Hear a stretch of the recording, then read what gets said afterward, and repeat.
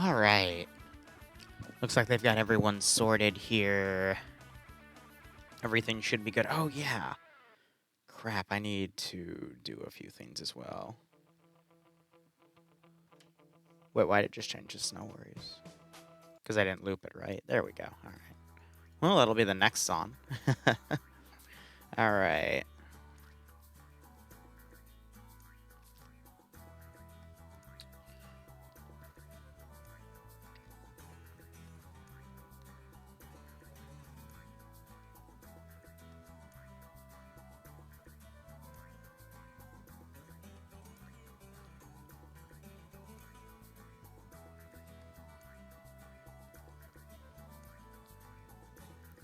Coordinating now with a few people for some other stuff.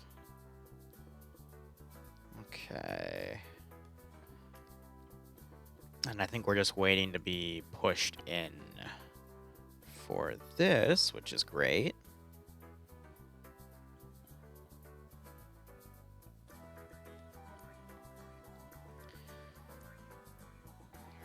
And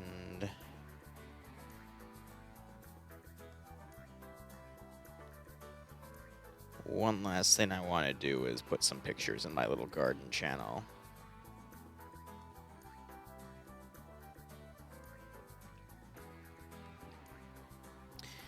Hey, Panic, how you doing?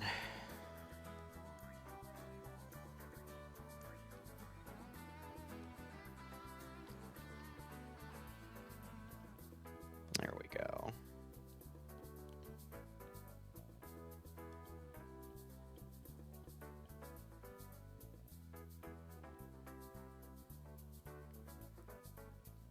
All right, that's all set up.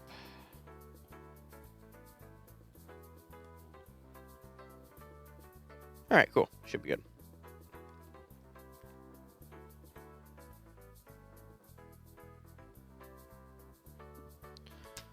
All right, there we go.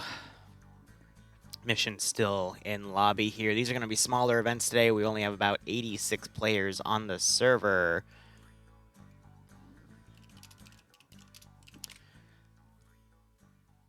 And I think for the multi, I only have Yanni on tonight. Yeah, so it's just us two.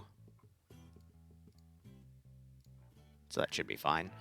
Another quick announcement, which I'll announce over every intermission. Tomorrow, about 4:30, we're going to be covering another PvP event with a new group of communities. They're doing a 120-player scenario. They're going to run it twice to mirror match everything. So one side plays on one side, and one community plays on one side, and the next round they play on the other side too. So let me pull it up again for the exact details here. Tomorrow we are going to do a recreation of the Battle of Two Sisters in the Malvinas. That's it. Approximately 120 players and several teams from South America and Spain. So mainly Spanish-speaking communities from what I see. So that should be fun. I always love putting up, new PvP from new communities. I still got to get an AFI that dropped off the face of the planet because of various other things, but, I don't think I'm ever going to be able to get into VTOL VR because of how busy everything is. But on the bright side, I'm starting to get out of my whole little work trap, as I call it. Just an endless cycle because of how I'm going to be moving things around and whatnot. But we'll see how quickly I'm able to maintain it. And I am texting my mother right now, because we're going to go do some Christmas shopping tomorrow morning.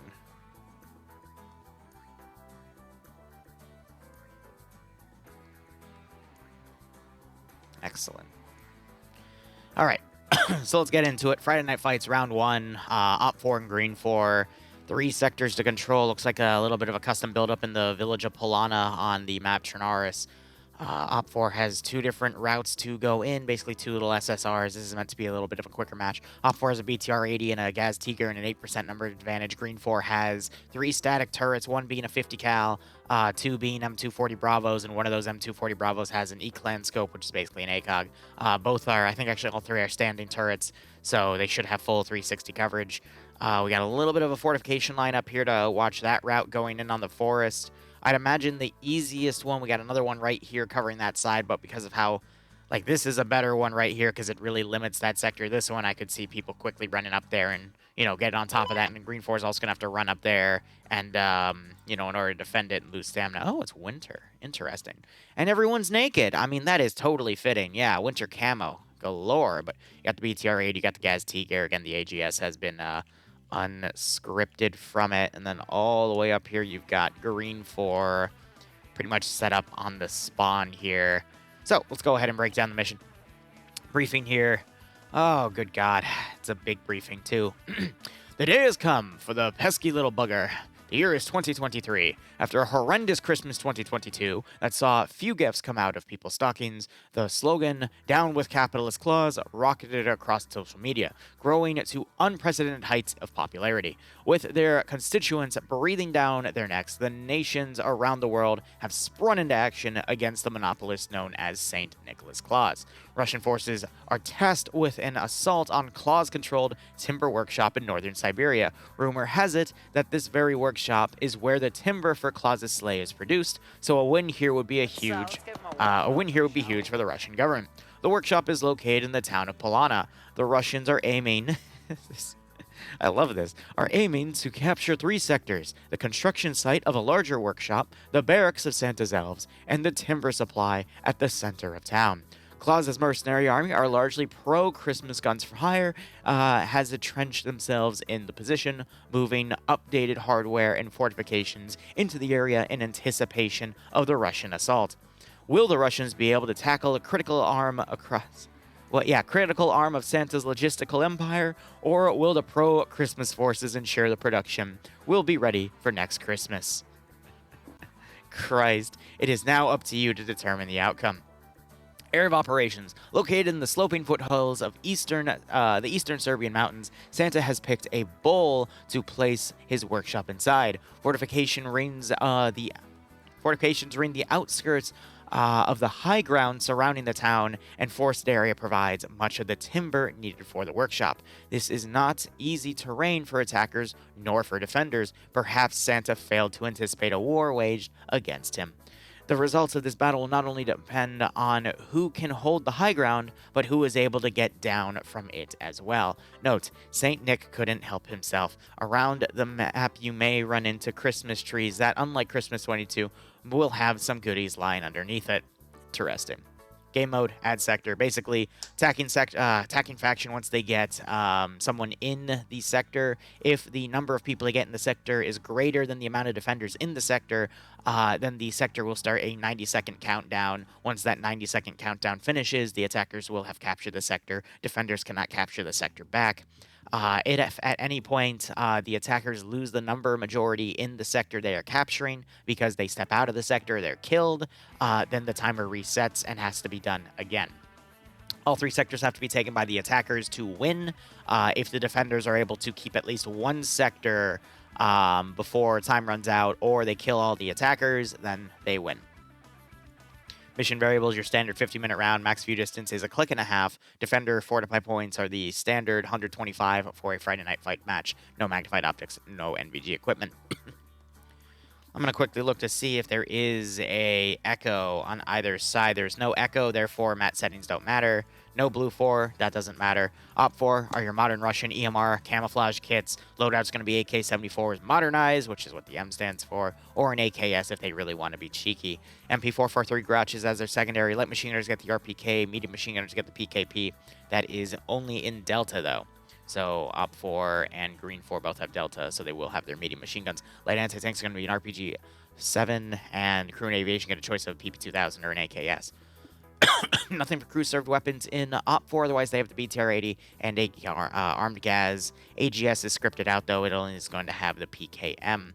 Green 4, meanwhile, are your Philippine Naval Special Operations Command Tiger Stripe camouflage kits for your Christmas mercenaries. Quick breakdown of the roster here. You got your platoon lead, platoon sergeant, squad leader, team leader, auto rifleman assistant, grenadier, IR. Both sides have GRIR kits, which have 40mm Hunt IR grenades that they can fire up in the air. That give them a nice bird's eye view from a camera, and slowly falls to the ground. Really good for reconnaissance. Otherwise, your machine gunner assistant, combat engineer, they have a choice of 4 different types of ordnance.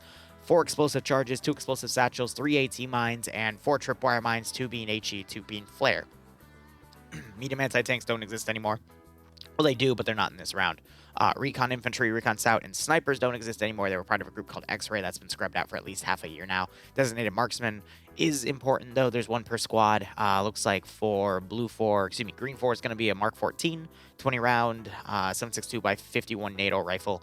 For Op 4, it's probably going to be the SVD since they're Russian, which is a 10-round 7.62x54R, which is nice.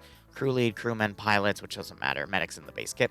Loadouts for them are going to be 416s or M4A1s, Glock 17s as their secondary, 249s, 240 Golfs. This is basically American-based weaponry here. Single-shot disposable, M136 for their light anti-tank, which will be important because they have that BTR-80 to worry about. And then assets, you've got 2 transport Urals, 1 240 with an E-clan scope, 1 50 cal static, and then 1 regular 240 static as well. Looking at our AOs here, Sector 1 appears to be a little hilltop area. They got a snowman up top. There's oh my god. there's an M24 under that. I don't see a scope, but okay. It's not a bad choice right there. It's 7.62x51 as well, but without a scope and additional ammo, not sure how good that's going to be. But this sector, I mean, they got the barracks building right here. They got snowmen on top. I don't think these buildings in here are enterable, so they're just cereal boxes. But they also got that tower right there, and they can also add additional fortifications around it as well. And they got this circle area back here. Don't know what that'll be used for. Sector 2 is just this internal area right here with these 2 Urals. They got a nice perimeter fence going with some decent openings. Can you enter this building? It doesn't. Okay, no. So part of it you can, at least for this area, but you can't watch the far right and... Oh, no, you can't watch the far left flanks, though. But these windows are serial boxed out. So it's got some decent coverage over on the southeastern side. And then Sector 3, really nice ridge defense back here. They're on. You can hear them locally. They got some good rear security here as well. I mean, this one can literally overwatch the other 2. I could see Green 4 separating between all 3 of these sectors because they're so close to each other so they can cover each other accordingly. Putting your statics up here, though, I think would be your best bet because that's how you get the most overwatch out of everything. Granted, they are exposed, but with the scoped one, they should be able to properly support. So we'll just have to see how all of that goes.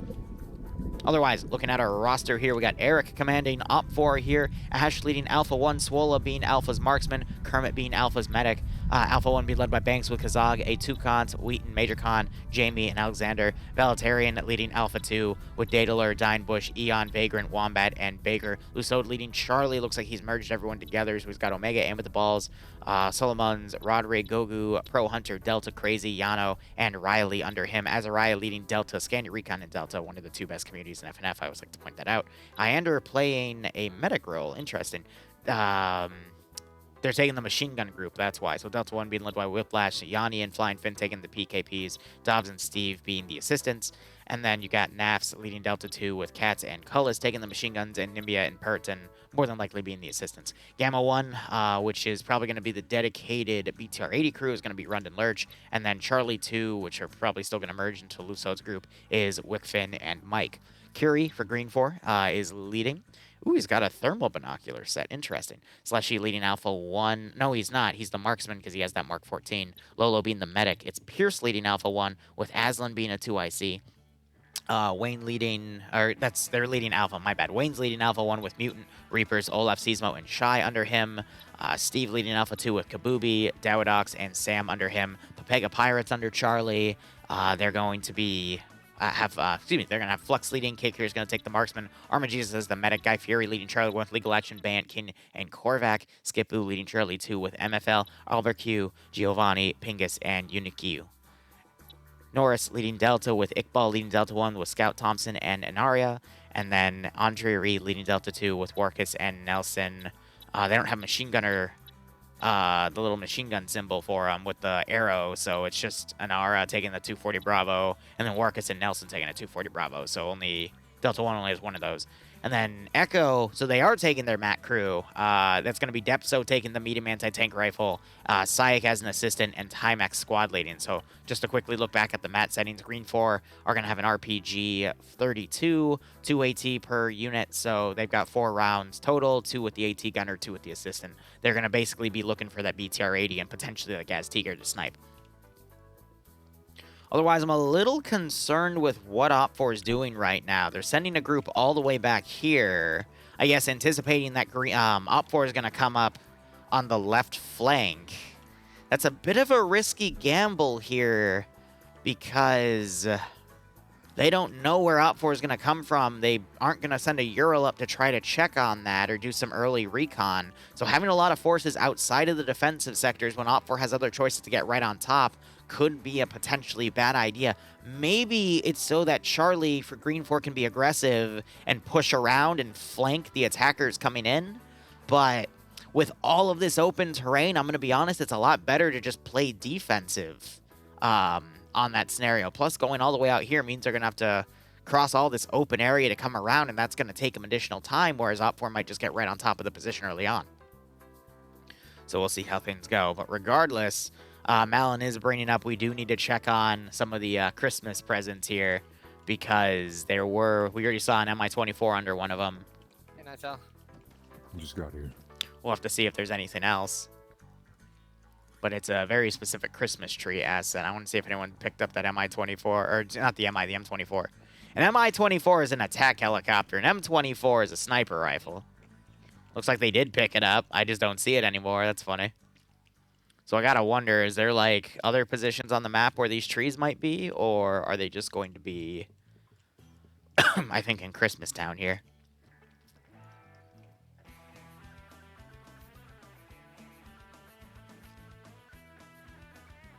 Having a sip of water there. No, there's no Christmas IEDs, you degenerates.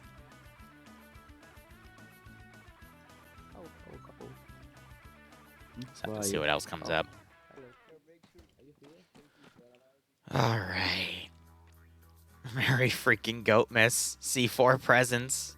I do have some Christmas themed Christmas themed ops I'm working on to debut next week. Across various communities. We're just gonna have to see how kind of everything goes. I'm gonna be working on this weekend mainly. Alright. There's one with an explosive charge. Oh god. But will Fluffer sabotage something this op compared to OFCRA? I hope not. I don't want Fluffers to be too malicious. But you never know.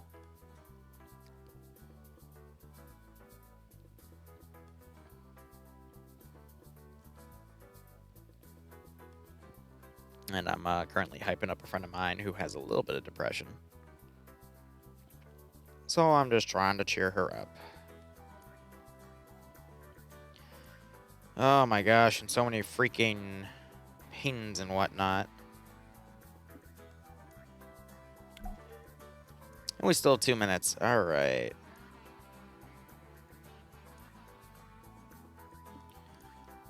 And then, the guys that I have all the plugins and stuff for, Stream Elements, they keep hounding me to do sponsored stuff like HelloFresh ads and whatnot. And I'm like, not my cup of tea.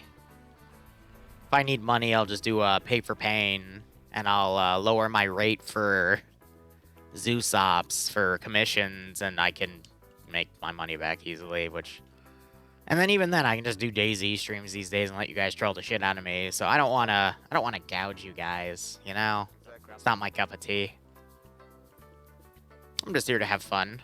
And we're here to watch these guys, you know, commit mass murder with Friday Night Fights. As I predicted, they're putting the scoped M240 static up here. That's a great call, because you can get so much coverage with it everywhere around here. And we'll see how all that goes. 1 minute remaining. And then I need to edit Splendid Squad's footage here. Let me discuss what's going on for the main channel, by the way. So I've front logged up to the end of this month, just my standard what I've been doing, like a highlight video and then a Zeus video. After this month, at the beginning of the new year, we're gonna go to a new uploading schedule of every 3 to 7 days. I just have to put up an edited highlight compilation of something because YouTube just hates me. You know, that's the only system that seems to be working. So I'm just gonna go with the norm just to keep that thing growing because that's the only thing I can do. You know, so we're just gonna go with that. So if the content gets sporadic or people ask, hey, where's XYZ? There's always the VOD channel for the full Zeus videos, and then PvP Shenanigans channel is not changing. I'm going to keep it going because I still, again, have that channel front logged into March right now. And over the past 3 weeks, I have gotten enough content to front log it into April if I wanted to. So, you know, I got to do all that shit too. All right. Looking at the round here.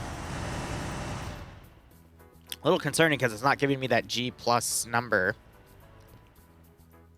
Excuse me, to show me how many people are in the vehicle.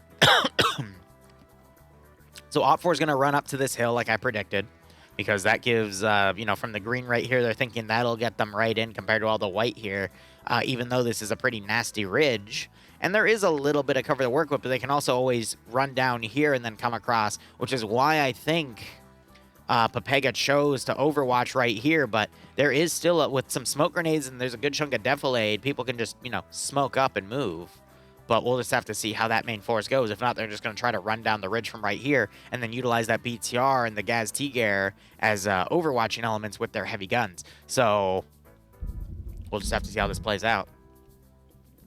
Number-wise, though, I'm going to be honest, I can't tell you who's going to win this. I feel like it's favoring the defenders, but we'll just have to see how effective that BTR-80 is, and they're moving a squad with them as well, so it could go either way, you know?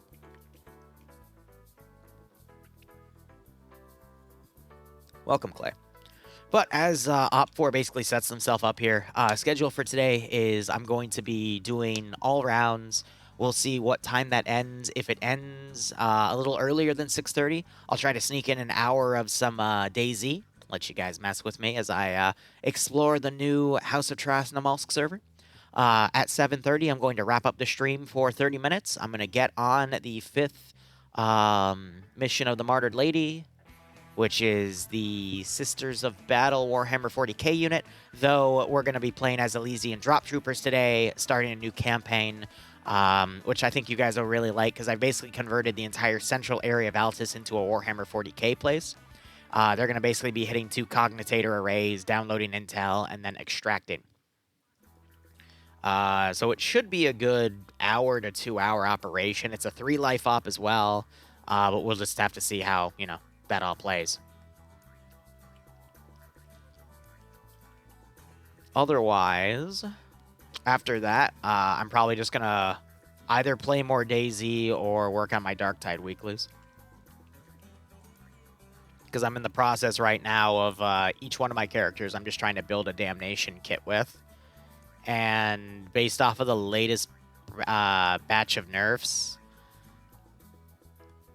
I'm thinking to myself right now, just over the list, because Psyker's fine, because Psyker, Shock Staff, that's all you need for Damnation. Preacher, I've got a great Thunderhammer build, but I've watched Preachers take freaking crit knives and not have any problems, so I'm going to try to look for a crit knife just to try it. You need to find a knife with bleed, because once you have a bleeding enemy, you do a lot more damage and have a lot more toughness against them. So there's that. My Ogren, I think, is fine, because it's not going to get any better unless I grind the hell out of it, but you just got to chain heavy attacks with a shield. And I've got to try the new Power Maul. And then my, what is he called? Sharpshooter, I think, is also fine. Just cycling between a good recon lasgun, a bolter, and trying some other guns to see what works really well. because when you're playing the highest difficulty, your job is really just to do ranged crowd control, which means you have to kill things quickly. And that can be a bit tough sometimes. But anyway, looking over at the units here, as I said, Op 4 is coming around with the majority of their infantry on the right. They're having the BTR go in an overwatch position about right here. They're keeping it a little back, though. They might adjust it, though. And they've got Scandia Recon on Delta. Their machine gunners deploying, coming around on the other side with the Gaz Tiger following. Based off of where these two units are, I'm not sure they're going to be in good positions to support each other. Because Delta with the machine guns, even if they were to come up right here, that means that if these guys wanted to be supported, they'd basically have to come up in the open and push, but instead they're going to kind of push on their own side. So these guys aren't going to really have any of those support assets to assist them in that push, which is a little worrisome. I feel like if Delta and the BTR and the Gaz Tiger wanted to support this push, they should have come up with them right here and set up their machine guns and the vehicles up here to provide covering fire for the infantry to then trickle down, but we're not going to get that. So right now, to me, this feels like it's just two separate types of attacks, one mass infantry, one with the machine gun squad and two vehicles, and they're just going to try to probe into the AO on two different sides and see if they can make it, which I feel like this group could actually get into this side here, but there's a lot of open area. They're going to have to load up in the Gaz Tiger and charge, maybe with the BTR 80 supporting. But there is going to be a vehicle push at this point, and the one issue with that is you've got the medium anti-tank gunner right here that could easily shoot a vehicle if he stays alive. And then the infantry, I feel like, are going to get caught in the open right here, trickling down, killed off. They try to go around on the right flank, but Pega's going to stop them. I feel like this is really favoring the defenders right now. But, I mean, if we knew what would happen, what would be the point in covering it? So let's see how it goes. But based off of what we've seen over the past 3 years covering these types of events, a lot of open ground, a lot of good defensive positions by the defenders. I could see some pretty large smoke rushes being done, but again, what's really concerning me is that 240 E-Clan static, because when you have a static, it has no recoil on the tripod. You give it a scope, and it's basically a sniper rifle that fires a lot of bullets very quickly. It was up here last time I saw it. I don't know where it got moved to, but, I mean, again, right here against the units out there, it's got a pretty good freaking position for it.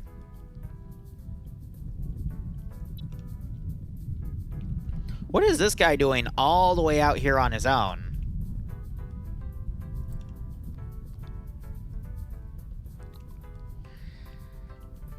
We'll see how that works out. Hey, Dennis, how you doing? It's Arma. Anything can happen. Exactly.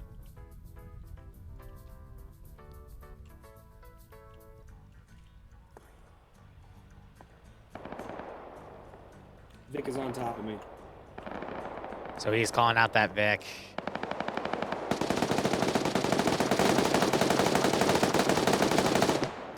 Tracer's going out.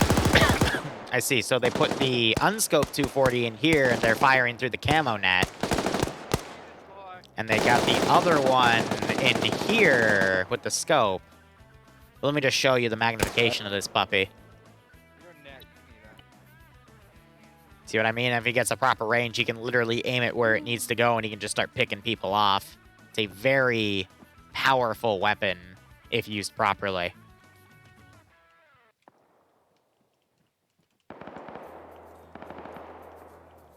This dude is very well hidden.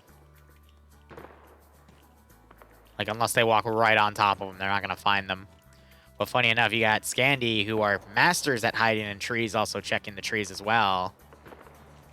Got a Christmas tree up here. It's a Mac 10, which is an integrally suppressed rifle. So Katz is picking up the water in the MRE around it as well. That's funny. There's actually a rifle on the ground here. It looks like a 338 rifle, and I can't pick it up. It is a 338 rifle.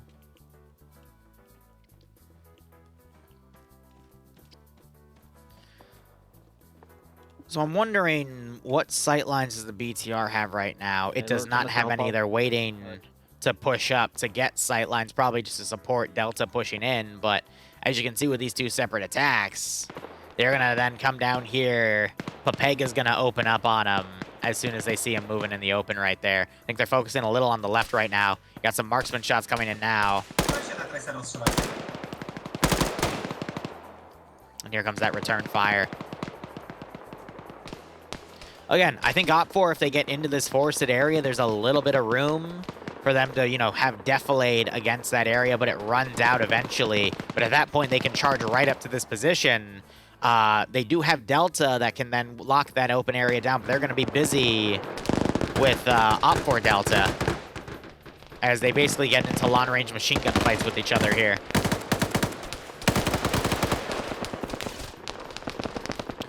And then at this range, then they've got Alpha supporting Delta to fire on Op4 Delta. At this rate, there's just a lot of stuff to work with here. You know, good thing that dude just moved because they just checked on his tree to verify that there was no one in it. Very smart call for Harrington.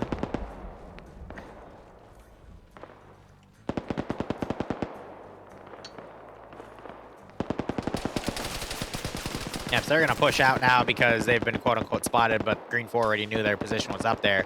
So they might pull back to the gas and pull away.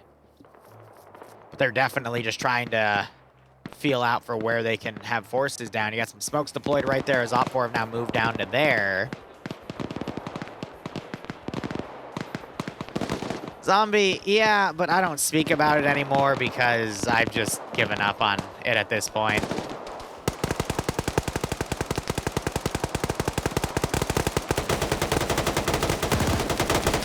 So we got more suppressive fire going up to there. We got a Green 4 guy knocked out by suppressive fire, but an Op4 member was just knocked out as well.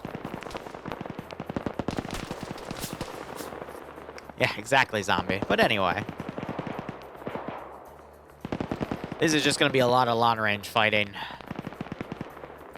And you got this guy right here waiting for units to come around here so we can potentially hit him. Looking at the map side of things, though, the BTR is also pushed up. It's trying to provide some supporting fire.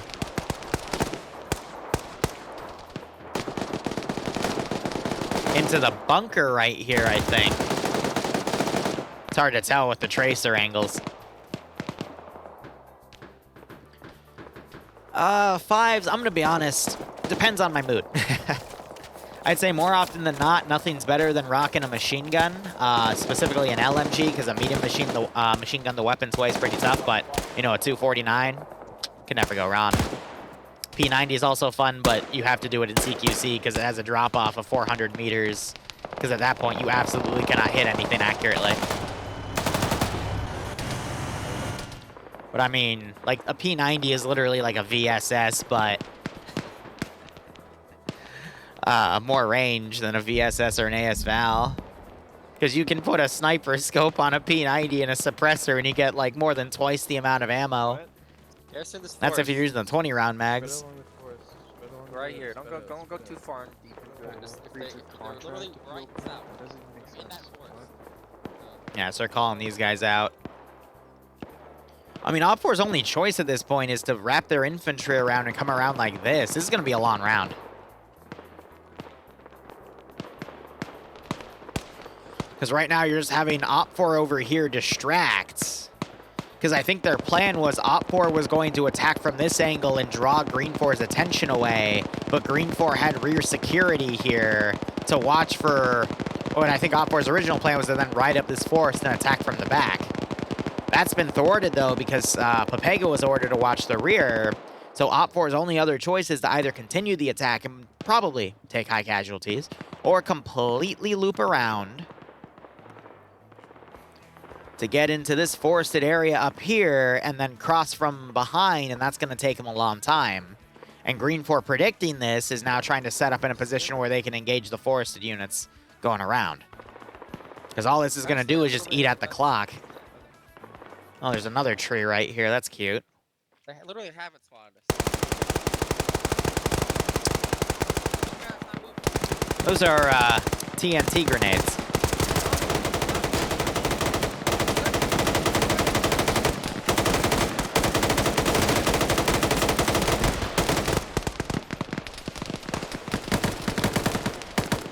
So you got sheer It's just going to be a lot of long-range engagements there this round.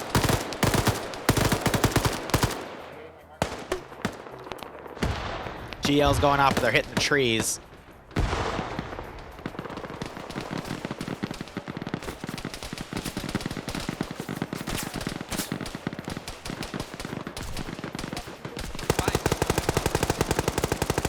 Ooh.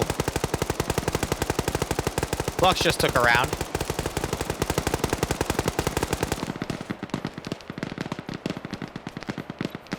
So Op 4 is getting a little better here with the luck of the draw. Now you got Cake here trying to get some marksman shots off.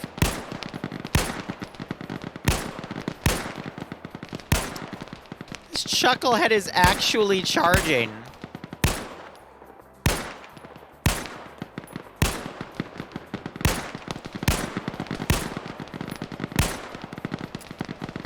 I got one.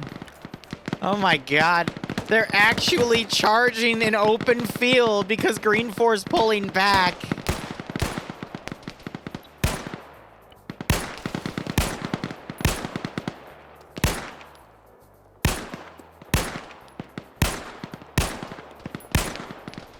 This is amazing. I'm murdering Flux. I'm fine. I don't think he realizes there's a group. Yeah, the tree's blocking his view. That's another kill.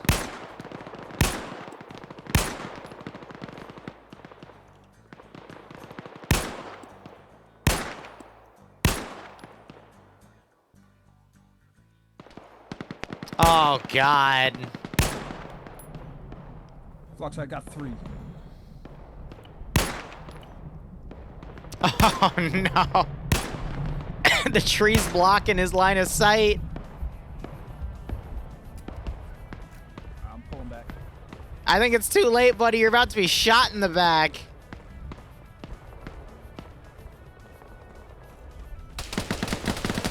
Ah! Ah! It hurts. Oh, it's been fun, Zealous. We'll admit. Public damnation's very toxic, but hey, it works out. I lost one man. Fuck, Who I'm having didn't disengage suggestions. when I told I'm him to having disengage. suggestions from Charlie 1 to move northwest. To go into the tree line toward northwest. And they're talking I said smack no, but I about just Cake wanted to hear here what you now. guys say. I think we just hold. I think we just hang out here. Well, they also lost legal action. A rifleman, a marksman, because he didn't want to fall back and you want to get one more extra kill. I'm gonna get a skill real quick. Hold here. It's a joke. It's a joke. Fives, probably any autocannon. They're pushing us. 238. We lost 2 guys now. 560 meters. Still holding. What's your max range? Any autocannon makes me giggle. We're not gonna be able to. fall Yeah, back really with range us. 250. So Delta's moved a group around over here. The other Delta group's still engaging from right there. That tree line's 150. 150. And then the BTR's actually moved around right here, and it's going to pick people up. All right. 106. So Op 4 is definitely adjusting their strategy here. I'm more afraid when they get real close. Get Are ready. you kidding me? I'm Stay behind excited cover. when they get Yeah, Green 4 knows they're coming. Charlie, move.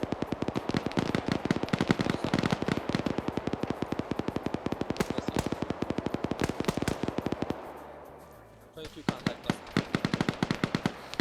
Protection, Charlie. Where do you see him? There you go. More than further over there.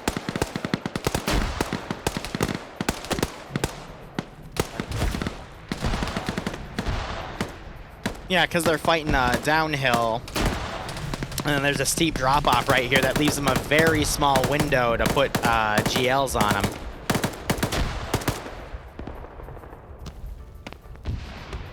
I don't know if anyone took his weapon. Because an extra marksman rifle would be really powerful. That's legal actions, body.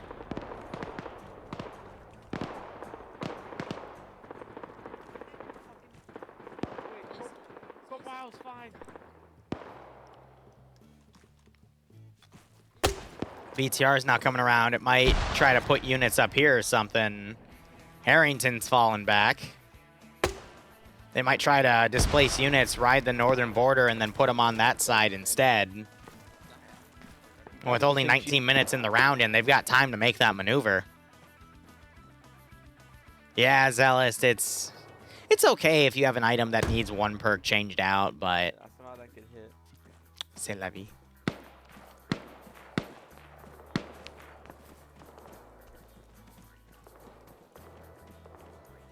Or this. It's free. It hit the tree between everybody. I just heard a session.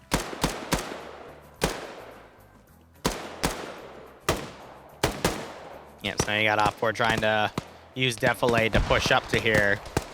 And since these guys have a sloped surface, GLs are going to be a lot easier to place on them. Flux got that one kill.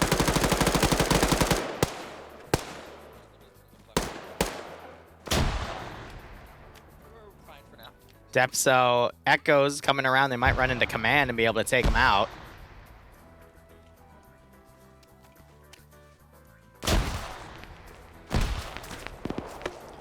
They're throwing more grenades, but they're a little early. You got ground command coming over to try to look at what's going on.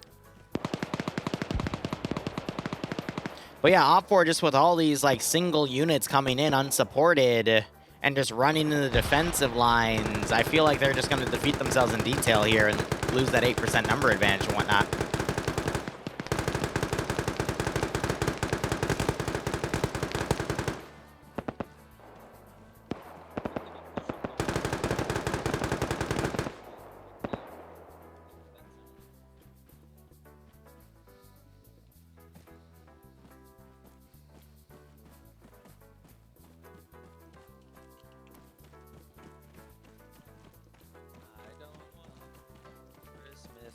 All I really was fresh ease.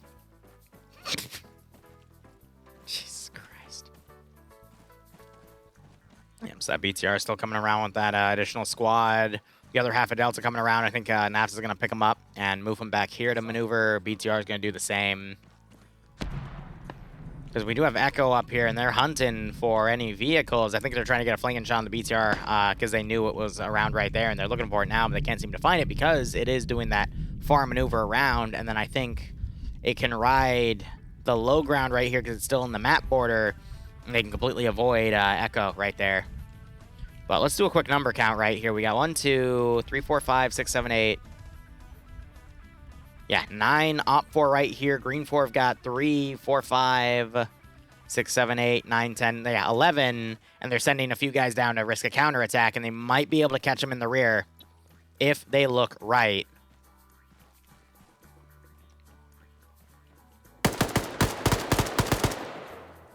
Now, if they have a GL, that would be perfect.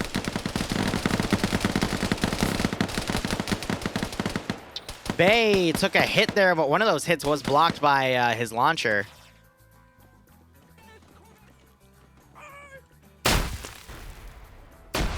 You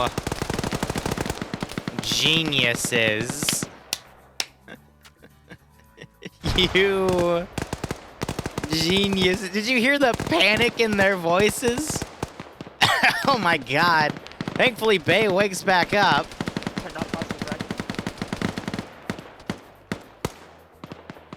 You just said something about, hey, can you not toss a friendly frag again? Thanks. Alright, so now you got Kane over here. He's got a GL. He might be out of ammo, though, but this would be a much better area to fire those rounds. GL fires over. Great shot! Landed right on Uniku. Another one coming in. A little far. Still waiting on seeing where that BTR maneuvers around. Yeah, the screams are always funny when they screw up. So Green 4 tried to do a counterattack, didn't really get much out of it. No Op4 deaths. I'm not sure there were any Green 4 KIAs as well. A few wounded, but nothing gained. And that just kind of reflects this entire round of it's very slow. Op4 is going to be spending another 10 or so minutes maneuvering in and then rushing to get the final objectives done. So I feel like this is leaning more and more into Green 4's favor because Op4 is spending a lot more time doing maneuvers, trying to probe into an area that they can, because they've just kept all of their units separated as a whole. If they just picked a route, kept their units together, and just properly supported each other, I think they would have had a much better outcome. But look at this. Kane showing how aggressive he is right here, moving up to counterattack.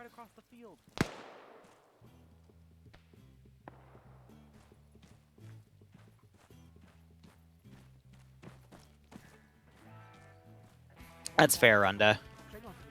Again, I think Op4, if they just kept everyone together and properly supported each other, they would have been able to get in. But Op4 are just around in various angles, so.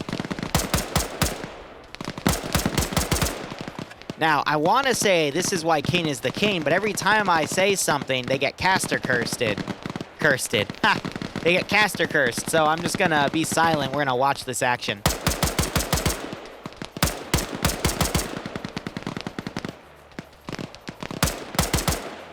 Made the mission based off an old NA mission. I think I know the mission you're talking about because I remember seeing this AO, but it was on a different map of Chernarus. It wasn't winter, it was, I think, summer. It could have been fall, though.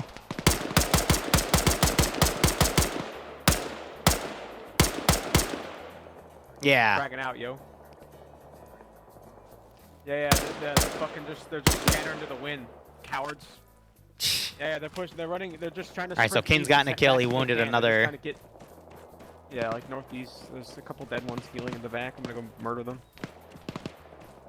Yeah, as they said, they flanked from the northwest. They basically came into where they are now, but now Op4 is separated in so many different areas. I think King just got that double tap. There's the 2-tick. So this group is down to 7. Little worried about King right now, though, because we have Delta coming up. They just reinforced everyone entirely. Just heard some AT fire. It was hot. Oh, no, they got it.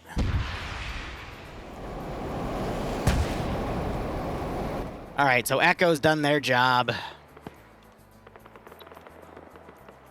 So that BTR is toast. And the rest of this group is also getting toasted here because you got Bay and King, 2 of the most aggressive players in FNF, coming up and just licking the rest of these guys off.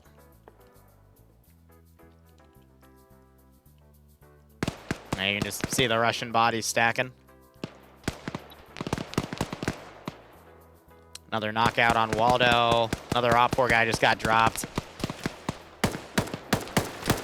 And they don't even realize they're being engaged from such a close flank because they're just getting hit right here in center. AT just fired into this position. All right, let's watch the King clean it up. That's another kill.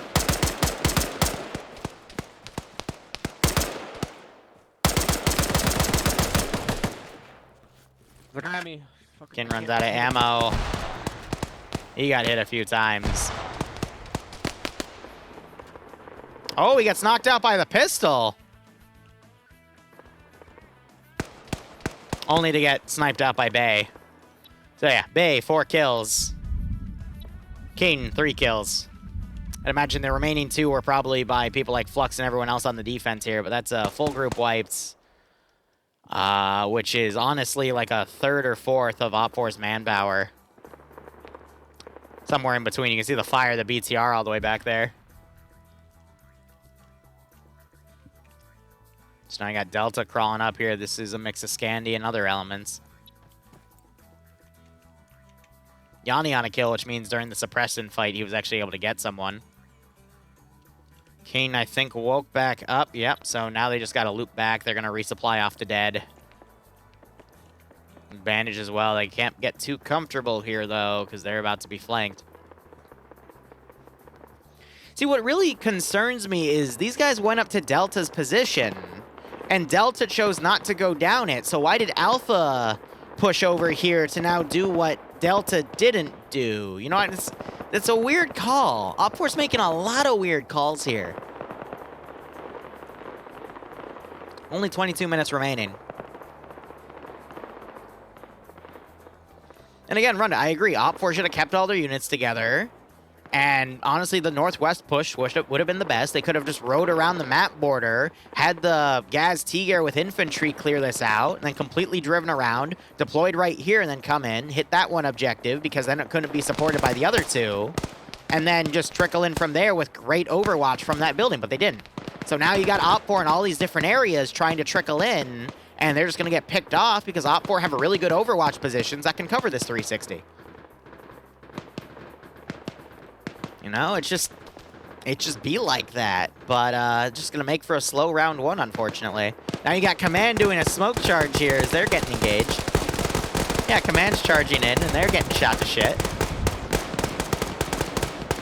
Monktastic, I'm glad to hear it, man. I mean, life's full of ups and downs. I'm glad I could help you through your downs, man. It's content. It's primarily for the players, but streams like these, well, still for the players to showcase them, but, you know, I'm glad it also helps people out as well. We've all been there. Nothing's more exhilarating than rushing through the gunfire, getting your Nico kneecap shattered, and praying to God that lucky bullet does not hit you. Delta now firing in this group. I think they killed Bay. No, Bay just ran back, so they opened up a little later. Other half of Delta is trying to maneuver down this way. But look at this. Green 4 is now turned around, and they're going to be engaging Delta on that side because Delta 2 for Green 4 is going to be covering against Alpha. This is so bad. Really bad for the attackers because they're literally picking 3 different directions to attack from, and the defenders just have to hold against 3 directions.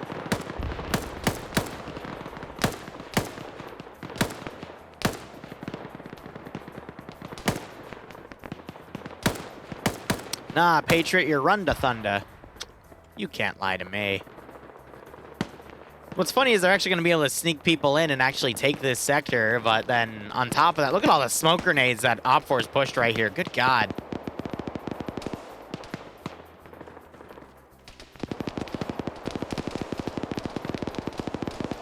Hey, right on, Monk. We got a lot of cool things coming out with the 506. It's just slow because I only Zeus for them twice a month on average.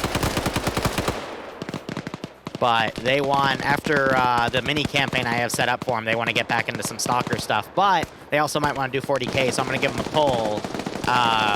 Because it's probably going to be between Stalker, 40k, and Halo.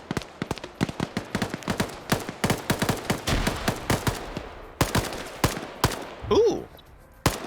Good shot by Navs right there. He just picked one guy off.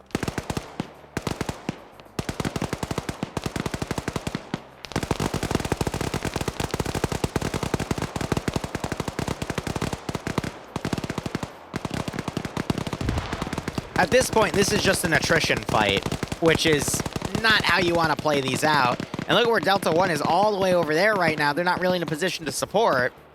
Command's capturing this element right here. He just left the sector, though. He's on the border. And since no one's in it, he'll be able to take it. But the other two, I don't know. You got the entirety of Alpha out there. Not in a good position at all. Charlie right here is in a good overwatch position. They might pull back seeing the Sector 2 prompts. So they're just going to come in and reinforce the sector itself, but they can get in this tree line and stop OPFOR from pushing in. But you're going to see a very big cut down of elements if OPFOR actually tries to run this open field. I would say OPFOR still have a chance to win, yes, but they have to win by sheer force of will. And with Pepega and Scandy on opposite sides canceling each other out, with the amount of Green 4 still in the sector, I don't see it. Maybe Command can get in and pull an Adriano? Look what Alpha 2's... They're literally charging the open hill! I freaking... 17 minutes left. You're going to see that 15-minute warning call in 2 minutes. People are going to get desperate. Another OPFOR guy just got his head blown off. Smoke's now getting in the way. AT fired up. I mean, people are just getting cut down here, and it's showing. Well, so I think the Gaz T-Gear is still somewhere back here, just dismounted. BTR-80 got sniped, though. So look at this. You got Command now charging in. He's on a kill because he just got a guy. That's gonna frazzle this group in here. He headshots the 50 cal gunner.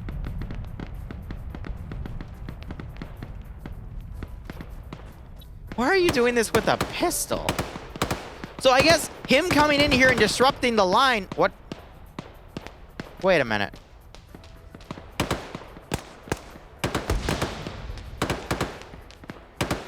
Ah. Ah.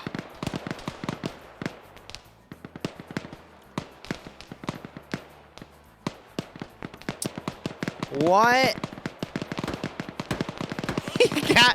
He got Thanos snapped. He got fucking Thanos snapped. Oh my god. That was up for command.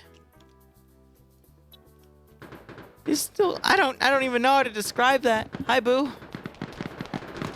Huh? Ah. I'll come up and say hi in a bit. All right, this round's almost done. I'll take a few minutes off, all right? Her brother's here, so I just want to say hi. Well, Wheaton just got picked off because Op 4's now charging an open field. Delta 1's getting up to over here.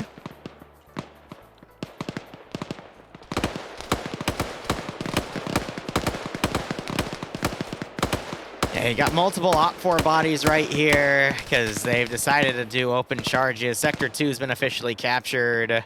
Op 4 is just charging in from various areas. I think they might be able to actually overwhelm and take Sector 1 with the amount of Op 4 coming in from different angles. And based off of the fact they're confused now because there was a random guy right there, and they're now, you see them sweeping around and trying to find him because they didn't even leave a body. So I think this is going to be Green 4's last bastion. I think they're going to be able to hold it. Man activated the Predator cloak. Yeah, right? Activated something, that's for damn sure. Wait, I just saw him. He's back here. I was teleported because I was lone wolfing. There you go. I need to stick with you. Teleported away because he was lone wolfing. Amazing.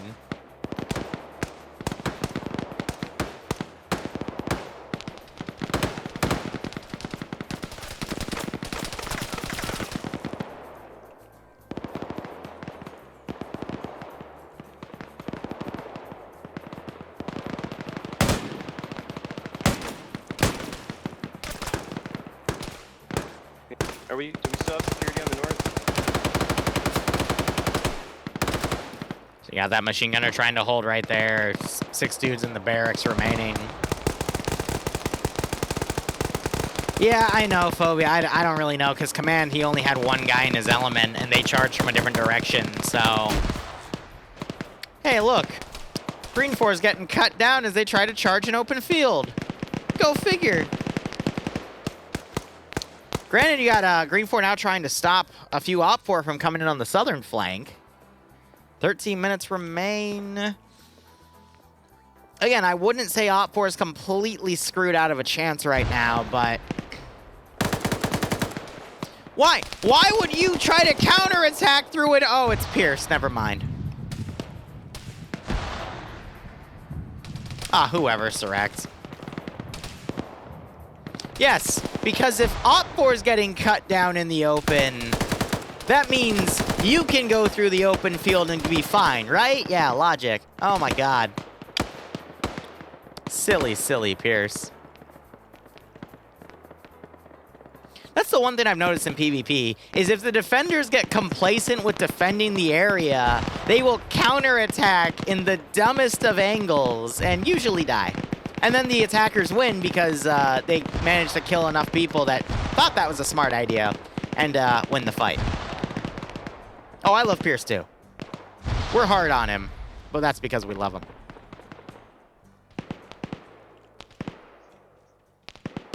The man's willing to try almost any strategy, and he keeps it interesting.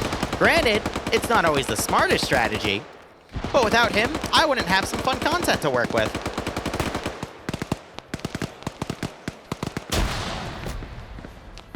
Uh-oh. Oh, the grenade finished him off. So now you got some remaining Scandi Recon members trying to come in along the flank. Green 4 have a lot of guys in this area. Night Owl has managed to charge up. He's going aggressive. And look, he also gets cut down. Wow. 11 minutes. Ooh, we got an Op 4 guy that's come in here. He killed the Echo guy. Smoke grenade comes in. Another smoke grenade comes in. Vagrant on 2 kills. I mean, he's also a pretty good player. That's a frag. Will it hit him in the face? No, but it hit him in the arm. Oh, that one blows him up.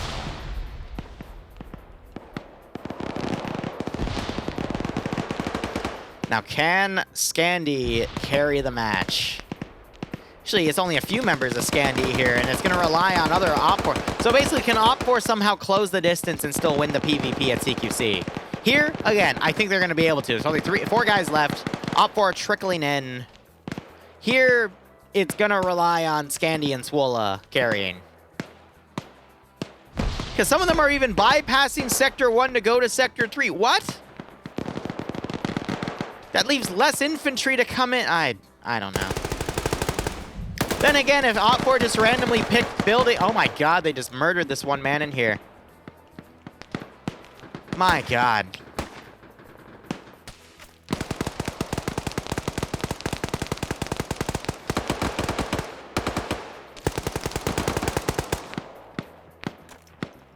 This is utter chaos, as both sides are desperate to win.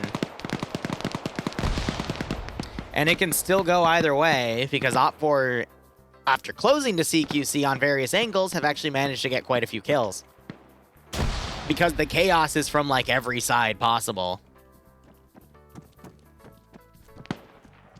Southwest, I mean.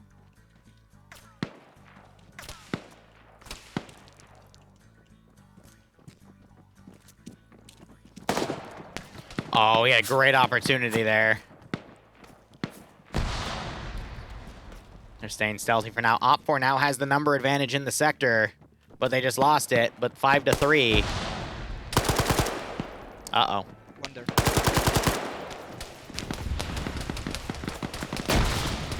Shoot them.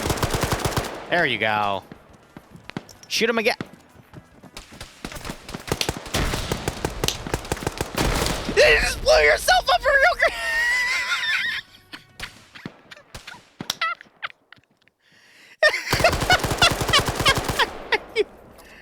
Are you freaking kidding me? Are you actually? Gold star for that one, Chief.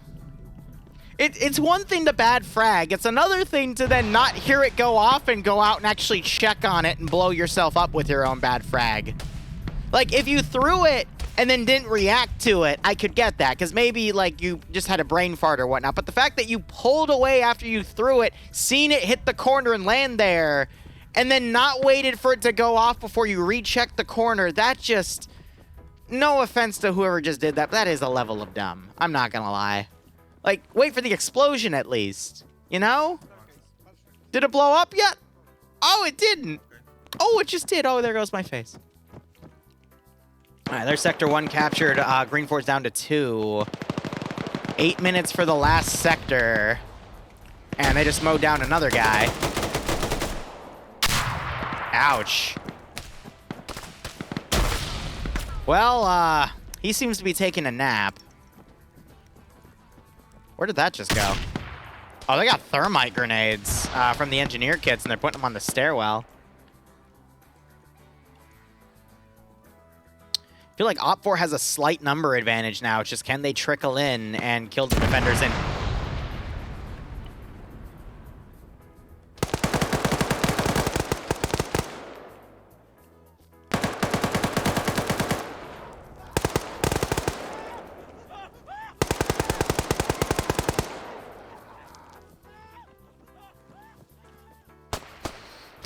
Ah, yes. Strategy.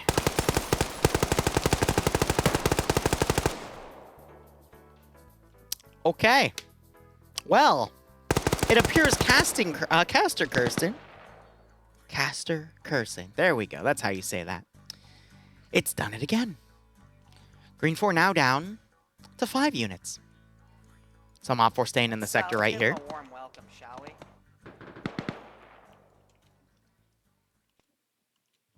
You got a little mini fight going around over here.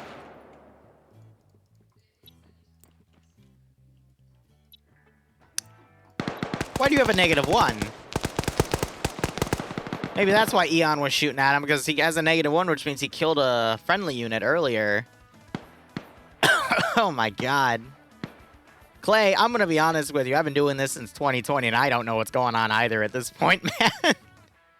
It's just sheer chaos. Ooh.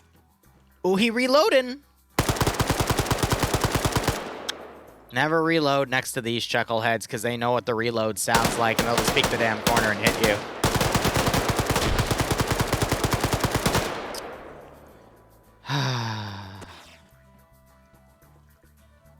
OpFor is going to clutch this, and I don't know how to feel about that. And you know what the really funny thing is? I think this was a Green 4 explosive trap that they blew up, and it actually detonated the building. So I think Green 4 did this to themselves, which is even worse. That's the worst part about this, is I think they actually got themselves with that one. There's the 90-second timer going down.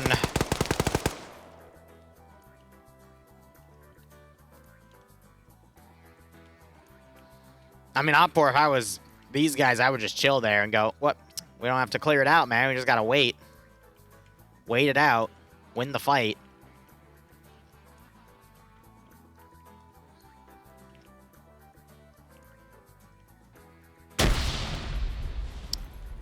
Oh, it's slightly held. Slightly sloped up so it would absorb that round. Wow. Cullis heard him walking around there. And there goes the other Green 4 guy, and that's GG. OpFor clutched it because of Green 4 blowing themselves up at the end.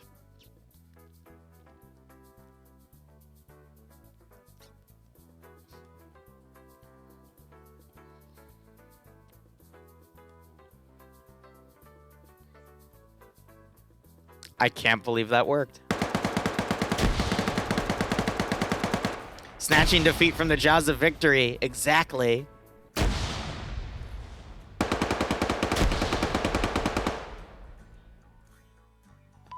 Because again, I sincerely believe that that was Green 4's own explosive trap based off of the angle and where it was. Because if it was an OpFor explosive, they would have thrown it into the building. But instead, it was intentionally placed on the edge of a HESCO at a position where OpFor was coming in from. So, I'm at a loss for words, admittedly. All right, here's the deal. I'm going to BRB 1 second.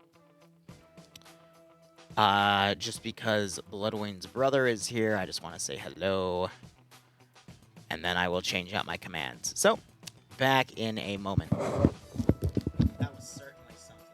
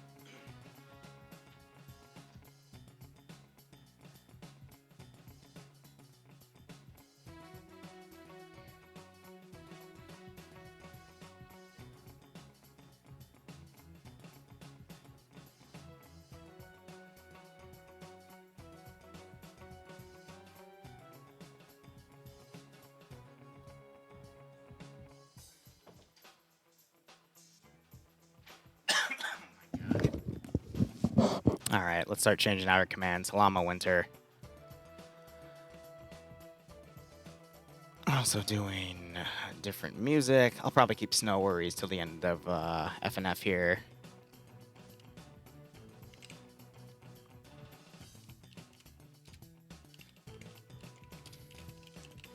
By the way, I should also announce next week I will not be covering FNF. I won't be doing any streaming. It is the 23rd. 23rd is my anniversary, and if I touch my computer, I lose my hands. So,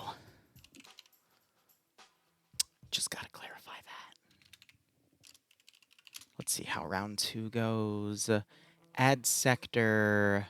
Oh, wow, that's light.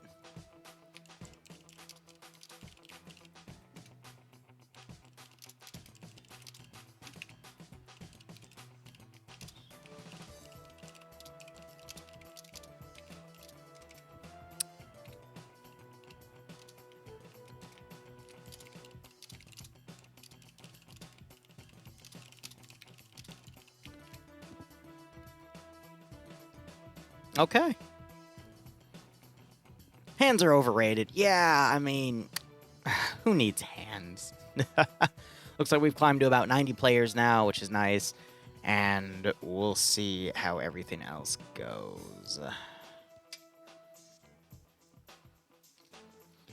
Otherwise, hope everyone's going A-okay.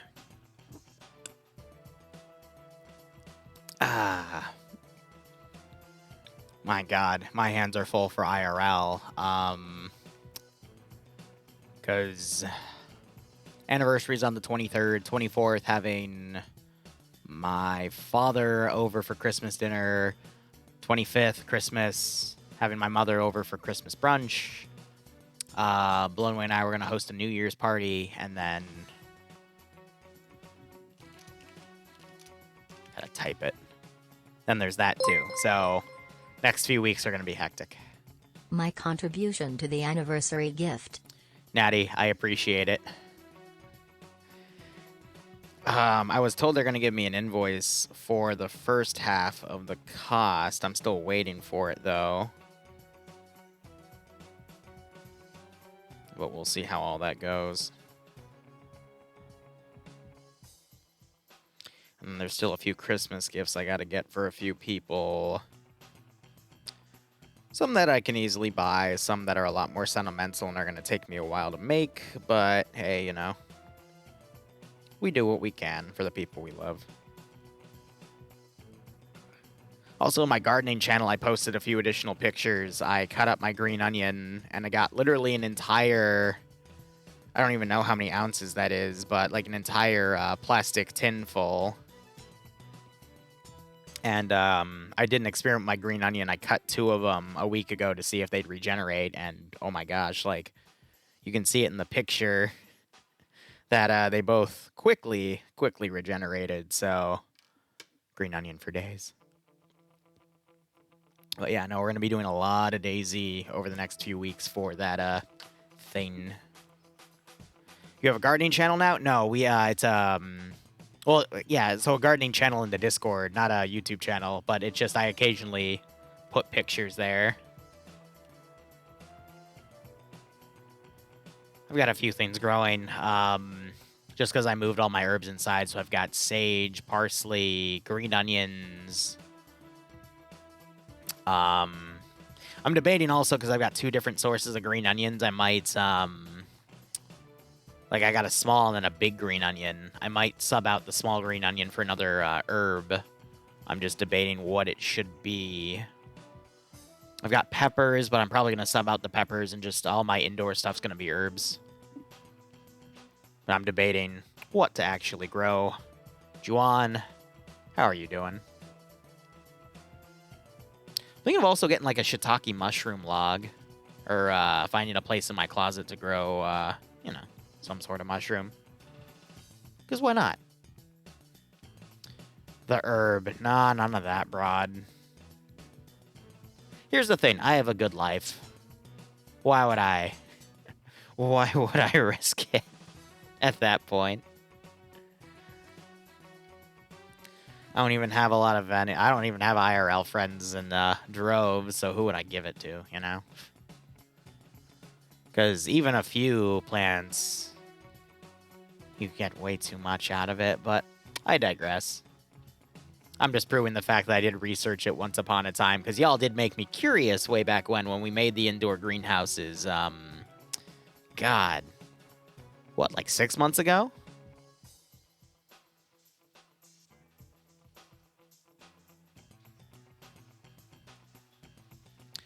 I have a question to play vanilla, this type of PvP. Here, if you specifically want FNF, there you go.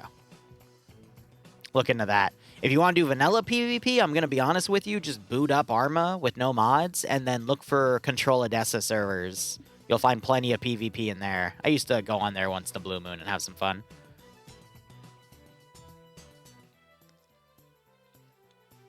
We'll see how the rest of this goes. 94 people up now. We'll see how all this goes. Too dry to grow right, or shiitake mushrooms, that sucks, Broadshore, because, yeah, you do need a bit of moisture. But, I mean, it's interesting the difference between growing mushrooms and other plants, because, you know, fungi, they just need a substrate to grow. They don't need soil. You can literally grow them off a freaking plank of wood if you wanted to. You just got to make sure there's a proper amount of moisture and nothing interrupts their mycelium whatever connectors, and then you can just keep harvesting the fruit. And then you can make spore prints of the mushrooms and then grow them from spores.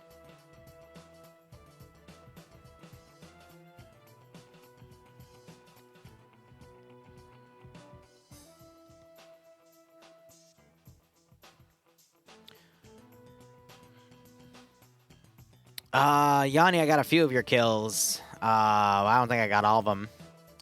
There is a fungus among us. Among us.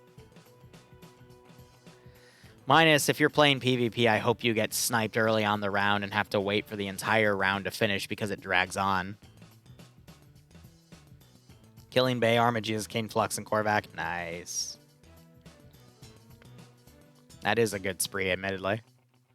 Anyway, guys, Yanni is also on the multi, so if you do exclamation point multi, you can see both him and me in one window on the multi-Twitch.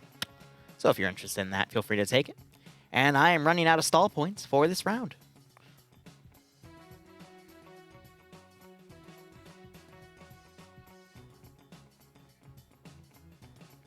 You're dealing with COVID? I'm sorry to hear that, Minus. I just finished up with tonsillitis. A buddy of mine just finished up with RSV. It's hell. It's all hell. Saint Hassan, I do not have a singing voice. Trust me, I wish I could. That's the two things I wish I could do. I could sing and I can draw. I can't do either. Yeah, I know. The mission's loading. We're free. We're finally free.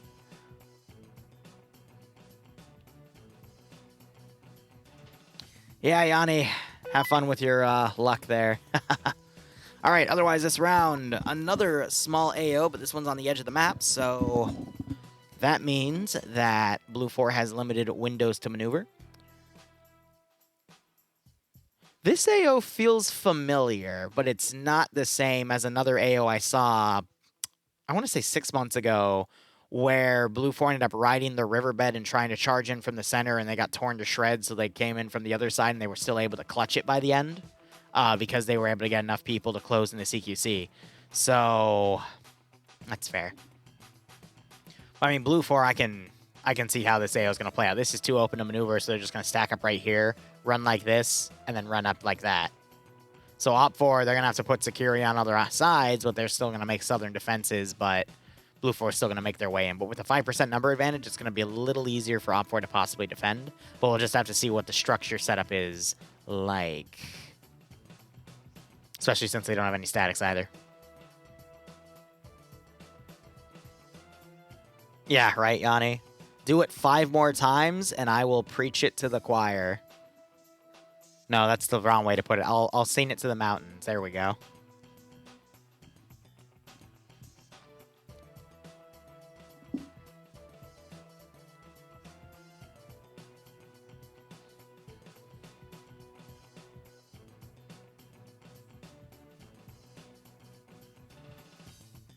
now we wait.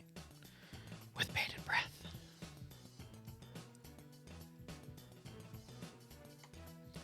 I'm also excited for our Zeus mission tonight because it's going to start the campaign, which not going to be able to cover next week, so it's going to be on the 30th, which I think I will be able to do, but I forget, does December go to the 30th or the 31st? Because if it goes to the 30th, then I won't be able to do it next Friday either, because that's going to be the New Year's party. But oh well, just trying to work out my schedule right now for everything else. Otherwise, next mission here, made by Eric. Background is snow. Area of operations is more snow. Notes: carrots are delicious when used in many ways. It's 31st. All right, cool. So I will be able to do Friday stuff. But there you go. Isn't that interesting? Otherwise, game mode is going to be ad sector. Ad sector is basically attackers need to get more people in the sector than the defenders. 90-second timer will start. If at any point the defenders have more people in the sector than the attackers, the timer then stops and is reset. And the defenders can't take these sectors back once they are captured. Excuse me. Otherwise, max view distance is only going to be 550 meters. As you notice, it's a little bit foggy right now as well. Defender build points only 60, which is less than half of the standard 125 build points that most defenders get, because the 125 is the default number in FNF Doctrine, which means Op 4 is going to have to rely more on the stuff in the AO itself. No medium anti-tank settings because it said no mat on either side. Blue 4 are going to be your modern American Army multi-camouflage kits here. You got your platoon lead, platoon sergeant, squad leader, team leader, auto rifleman assistant, grenadier, grenadier IR, which are grenadiers with hunt IR, grenades, little cameras you fire in the air that parachute down, give you a nice bird's eye view of the AO. Machine gunners, machine gunner assistant, combat engineer, light anti-tank, medium anti-tank, 1 and 2 don't matter, and their assistants don't matter. RI, RIS, and snipers don't matter. They were part of a group called X-Ray, which is no longer played. DMR for Blue 4, 1 per squad. That appears to be a Mark 11. And then crew and pilot don't matter. Medics do matter. Loadouts otherwise, M16s or M4s. Glock 17s as their secondary. Light machine gunners are going to get the M249. Medium machine gunners get the M240 Golf. Light anti-tanks going to be a 136. Crew and aviation doesn't matter because there's no crew and aviation kits. No assets, no crew served weapons. Op 4's uniform going to be your Separatist Cossack. Spectre camouflage kits. Same breakdown right here. Going to scroll down to see their DMR, but I'm pretty sure it's going to be an SVD. That is an SVD. Loadouts otherwise going to be AK-74s or AKS-74s. MP4 for third grouches as their secondary. Light machine gunners are going to get the RPK. Medium machine gunners are going to get the PKP. Light anti-tanks are going to be the RPG-7. And then crew and aviation don't matter. No crew served weapons. No assets. Sectors are going to be as follows. Sector 2 is this little area right here next to a big forest trim. Not a good sector to really cover at all because you only have this one building right here with this one little two-story covering the west, which is literally the opposite of where Blue 4 is going to come from.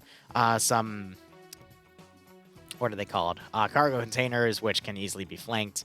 Not the best sector. Sector 1, though, which is literally the entirety of this complex here, much easier to defend. And then you've got all these open areas around it, but you got some forest to the north and south you're going to have to put defensive lines down on. And with this being only around 95 players, each side having around 40 to 49 for that 5% number advantage, it's going to be more around, I would say, 46 to 50, I would say, for that 5% numbers advantage. 46 players is not a lot. I mean, that's a full platoon, like an actual platoon's sake. But yeah, it's not a lot to do a full 360 on this sector. So Op 4 is just going to basically wait for Blue 4 to attack, and then, you know, they're just going to duke it out in the PvP side of things. So I don't know. It's going to be a toughie. Slushy's going to be commanding for Op 4. Pierce going to be leading Alpha 1. Aslan being the 2IC. Lolo taking the marksman rifle. Tempest being the medic. Olaf leading Alpha 1 with Mutant, Shy, Seismo, and Sam under him. Real Jamie leading Alpha 2 with Kiri, Toucans, Vagrant, Colin, and Fonz under him. Kabubi Face leading Bravo with Azuki taking the 2IC role. Steve being the marksman. Wayne being the medic. Armagesus leading Charlie. Hold on. So they're just taking the leadership element. Probably to take the marksman rifle. But Charlie has Papega Pirates.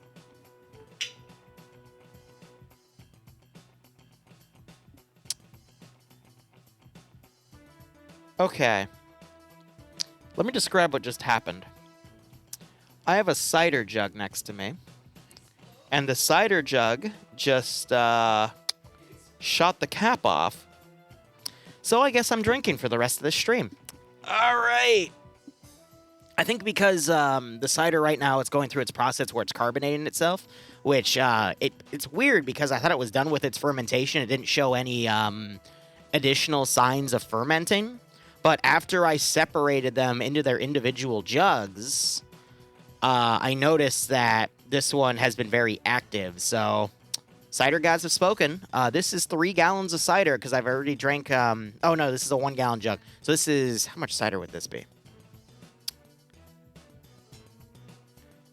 I think this is 3/4 of a gallon remaining, but hey, you know, cider gods have spoken. I have to obey.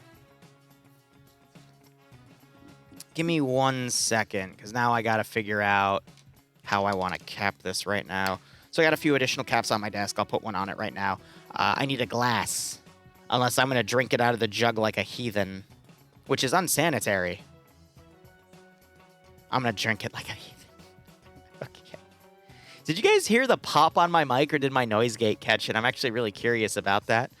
But that was funny. Anyway, Arma Jesus from Pepega leading Charlie, Cake here being the 2IC, Korvac being the marksman. You heard it? Oh, that's brilliant. I might put that down as a highlight because that's hilarious. If my handwriting was any more atrocious, oh my god, I can't even read that. It's because my other hand's holding a freaking 1-gallon cider jug. Anyway, Korvac being the marksman, Guy Fieri being the medic, Charlie 1 being led by Flux with Michael, Bands, Legal Action roster, Artisan, and Keaton under him, and there's no Charlie 2. I stand corrected. You do have Scandia Recon on Delta as well. Azariah leading with that. Nimi as the 2IC. No marksman. It's Iander playing as the medic. Whiplash leading Delta 1 with Yanni, Giovanni, Nafs, and Pertin under him. Dobbs leading... Delta 2 with Cullis, Steve, Katz, and Flying Finn under him as well. Otherwise, looking over at Blue 4, we got Rund leading with Lurch as the 2IC, Depso leading Alpha 1, Tymek as the marksman, and Sayek as the medic. Alpha 1 be led by Veletarian with Daedalur, Baker, Eon, Autovisky, and Lepi under him. Andrei leading Alpha 2 with Wiki Finn, Alexander, Yaroslav, and Puma under him as well. Bravo being led by Norris with Inara being the marksman. Nielsen leading Bravo 1 with Harrington, Waldo, Wilberg, Iqbal, and Dine Bush under him. Bravo 2 just has Ghoster and Dowadox. Lusso leading Charlie, Scout Thompson being the marksman. Solomon's leading, being the medic.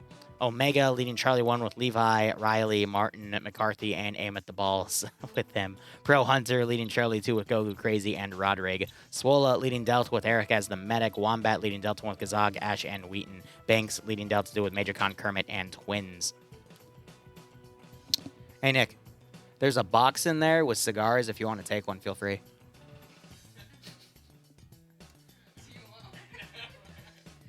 Take whatever, man. Yeah. Go nuts. I have way too many in there, and I don't have enough to smoke with people because a lot of my friends don't like to smoke them. I'd recommend one of the blue acids, but the if you got a cigar cutter, the brown ones are a little better. Or are they orange? I think they're orange. Honey, if you don't mind, can you also bring me a glass? Because no, just an empty glass, because this cider is speaking to me in the form of explosions. An entire Scandi platoon. No problem. Yeah.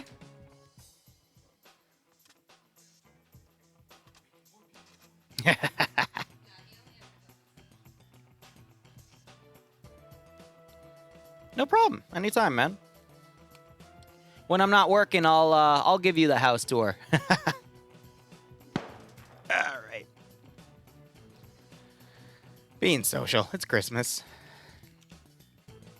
Let's see. Let's move the water right there. Thank you, honey. Yeah, the cap literally fired off. Do you mind kicking it towards this other jug so I can wash them? Because what I'm going to do is, I know the meat is done fermenting. So I'm going to move the jugs. I'm going to move the meat into those jugs so I can get another cider batch going. I'm going to make sure nothing in the house explodes, honey. I guarantee it. All right. She brought me a big glass.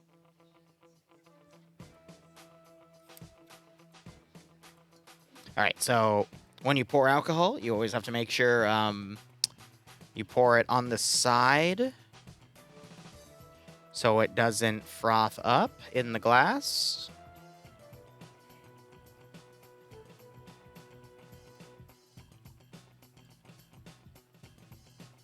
Oh, yeah. So I will say, for the first batch I've ever made, this is pretty good stuff. It's a little watery because I basically wanted to try it with the cider recipe I use, which involves basically mashing up a bunch of apples and then boiling them in water to extract the apple flavor. And I've learned that I can't really do that with the cider because it makes it a little watery. So the other batches I've started just basically base it off of apple juice.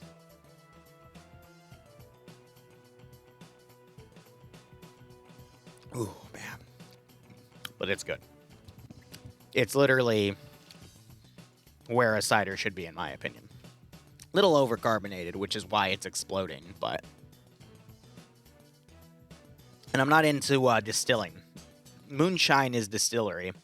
I don't think it's legal for you to distill without a permit in Virginia, but you can make mead and cider. But yeah. I try to follow the law. At least, you know, getting used to things right now. Give me another year or two with this house, and I'll just start doing whatever I feel like, you know? Where a cider should be. No shit, it's in your hand and not mine. But no, like... I've got a lot of stuff in this house to be social with. Mainly because... being a YouTuber, doing all this Arma stuff, it's fun. I love it. But it's repetitive. And I need stuff to break those cycles because I get bored. So, in what I've started doing of front logging all the YouTube channels and trying to just have a day or two when I'm really in the mood to edit content, I just, you know, bang out a few good videos that are, you know, something worth a week or two, and then just get that scheduled, and that's my work for the week. It leaves me with a lot of time to just work on other stuff, like... That cider, man. I will say, though, I used a champagne yeast, and I think that's where the flavor really comes from, because it does taste very champagne-y, and I do kind of like that, so...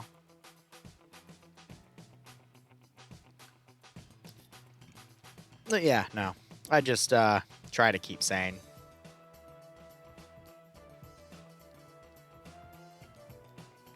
Because there's a lot of work involved with this channel, though. With how I'm going to be doing things now on the main channel, that should help cut down some of that work, but we'll see how things go.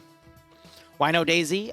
Because last night, I was going to do Daisy in the evening, but then a buddy of mine was doing a 12-hour Darktide stream, and I decided to join him and play with him for a bit. Giggity. And then I got caught up in a lot of other work that I wanted to get done because I was in the mood to do it, so instead we're going to do Daisy after this, hopefully.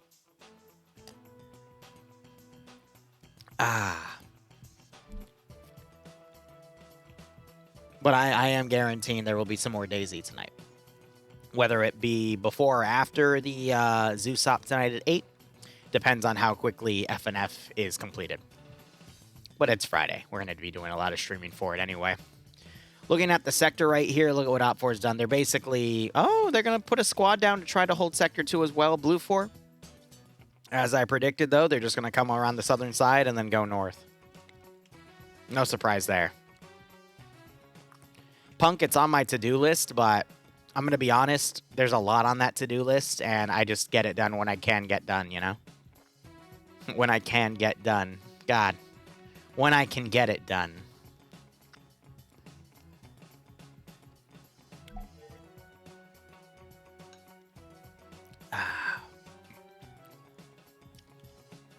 Are these guys actually just going to leave the sector and go out and about? That's kind of funny.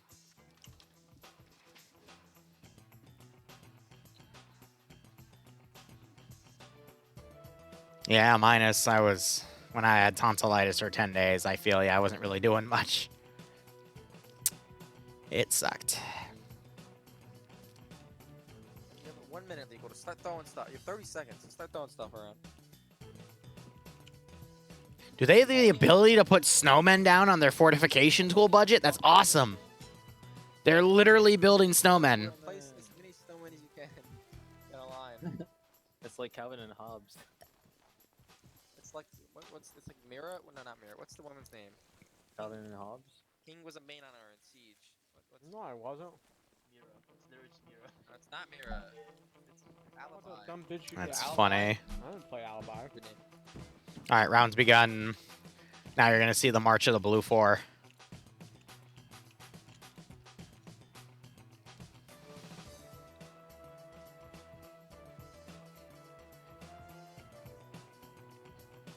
There are stalker mods for Arma 3. That is its own fiasco, though, I would say. All right, I'll BRB 1 second. Sorry, bad timing. I'll be back in 2 minutes.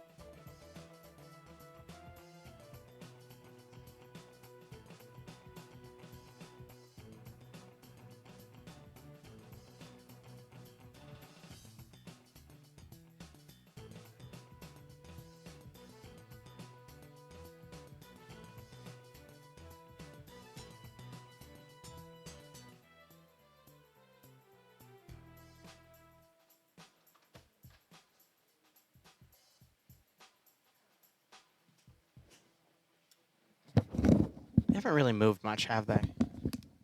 They're just moving in a bit of a blobbed out battle line with a central focus and a weak right flank. Left flank has about an entire group with it. I call them squads. FNF calls them platoons.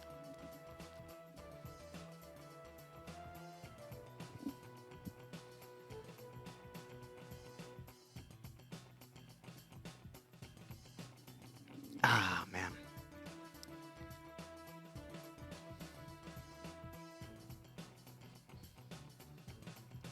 Op 4, meanwhile, they've done this massive battle line right here outside of the sector.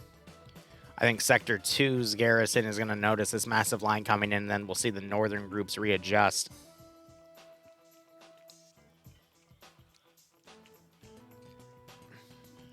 We'll have to see how things go.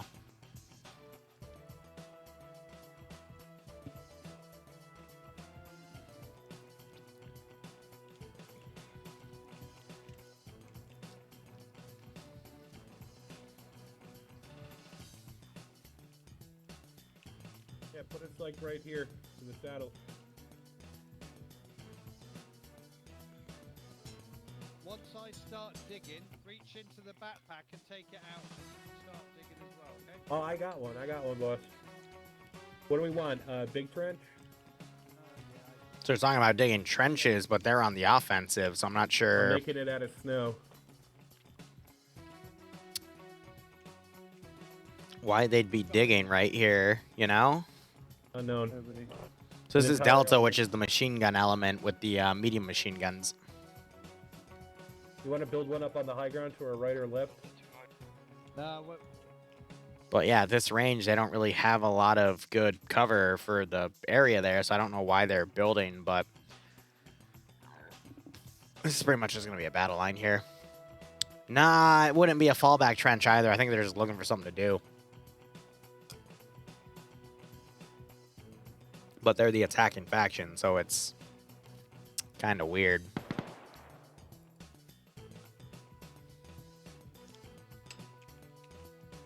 Who just shot? How many mags are in your bullet, guys?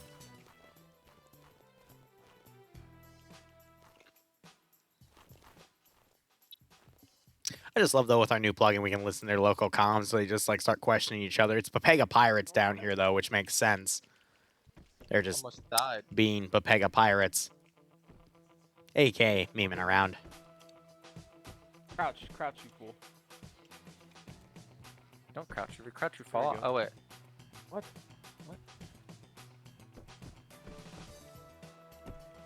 What's wrong with his leg? Come on, what the fuck? Why isn't it not working? How are you having so much trouble? It's not fucking working, man. You tried jumping on my head. It doesn't fucking work. Right now. I need to put my gun away. Oh! It's a pumpkin! Where? It's gone! Malin, I'm gonna team kill you next round. Okay. What a thing! Get back on your knees. Malin's the admin. Malin's trolling what us. The fuck? Can't crouch. It doesn't. You just slide off. Little brainlet, John Jr. Oh, look at it go. What? It's so hard to get up on the roof. Oh, a pumpkin. Yo, lift me up. Yo, lift me up. Pumpkin. What? Jesus Christ. How far, son? That was a misclick. Jack Skellington has been executed. Oh, I'm dead. This isn't fair. That was my idea. Pumpkin. Go climb this silo. Yeah, that was. I can tell, Malin. I can tell you're very bored. Yeah. Maybe the pumpkin can save you. Pumpkin. My God. All right, you got Blue Force main attack wave still coming in. Delta is now moving off of where they dug that trench, and I can't even... No, there they are. I don't know why they dug it, because they're still moving. It's so silly. I guess that just shows me Blue Force perhaps anticipating that they're going to run into Op 4 all the way out here, but there's no reason to run into Op 4. That's so far from the damn sector, you know?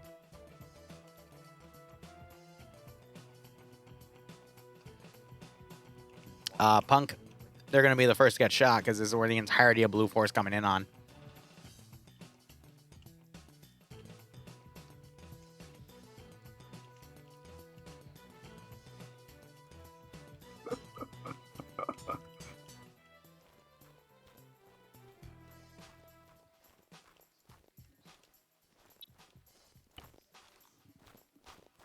So the reason he's running left and right is so that he maintains momentum. So if someone moves to pick him off, he'll more than likely be able to dodge the shot.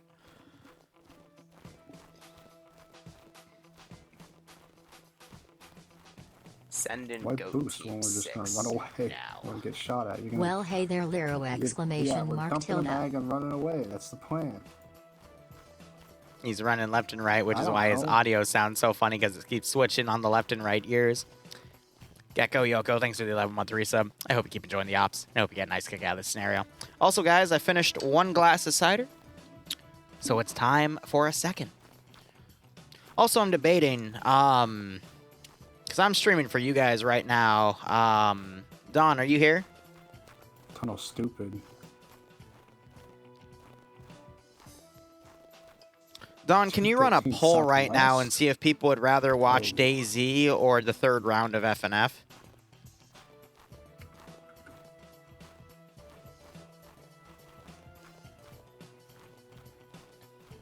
Because not to sound rude or anything, but they have been a bit slow today, haven't they? Plus, I'm drinking.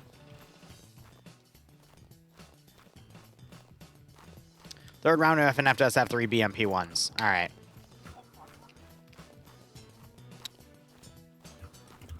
Someone did just shot. Yes, Armor Jesus is reporting he heard that gunshot. Hey, Night Owl, how are you, buddy? Mr. Sexy Voice. God, I envy you.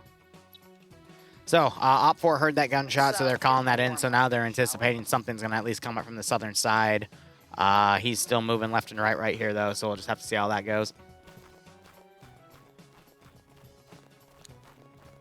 You might have a mission tonight after a year? Nice. Hope it's for the early branch, because I don't cover light branch anymore. But either way, glad to see you're back in mission, Dev, man. Your missions were always a treat. Shoot him. Shoot him. Shoot him.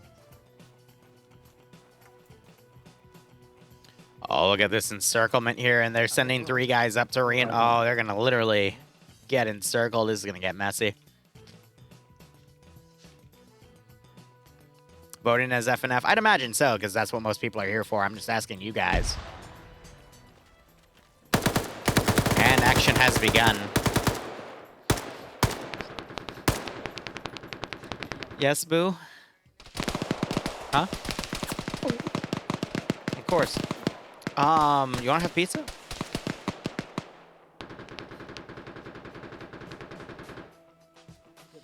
Do you want to do pizza, honey? Whatever one you want. We can do Papa John's if you want. I'll buy the pizza.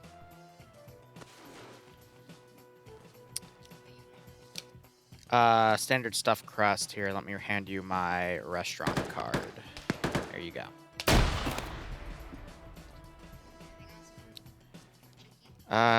Just your love and affection. Thank you, honey. Have fun, Boo. Third round F and F1. All right. And the reason I put those polls up is I'm streaming right now for you guys, you know? So doesn't mean we're not going to cover DayZ. We're still going to get to DayZ. It's just, you know, if you want more DayZ or if you want to cover round 3. Entirely up to you. All right. Pepega's pulled back. Haven't taken a single casualty yet. I'm looking on Blue 4 side. They've taken 1 KIA up there. They've taken another KIA over here. So Pepega's managed to get a few licks in. But it looks like they're going to fully pull out of this sector. You already see another group running out as well. You got 4 members of Bravo coming around the far flank. These guys are just doing a pullout.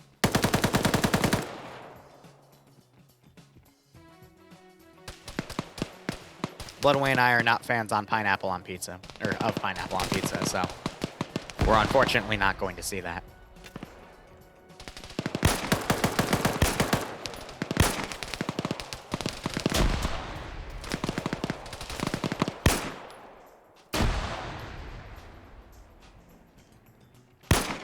Yep, so now Op 4 knows the way Blue 4 is coming from. Look, all those forces that were on a defensive line right here are now adjusting to now cover from the south, as I predicted. And you have the guys down here just engaging, but being quick to pull out of this sector because they're realizing the scope of the Blue 4 force that's coming in to engage them. Hunt IR is also up. I'm not sure if that's the attackers or defenders doing it, but if it's the defenders, they'll quickly realize how many units are around here. If it's the attackers, Blue 4, they're just trying to size up this AO in itself.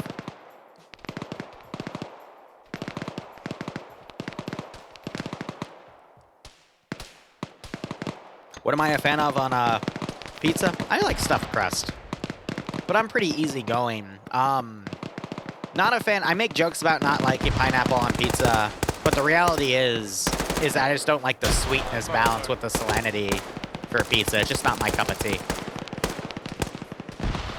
So you're having GL rounds hit up here. Guy Fieri was knocked out as he tried to run away in the open, but so far no other KIAs noted.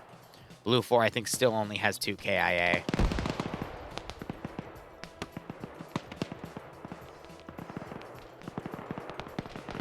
Oh, that's unfortunate.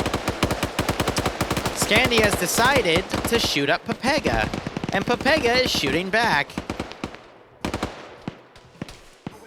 Definitely enemy multicam. Definitely enemy multicam.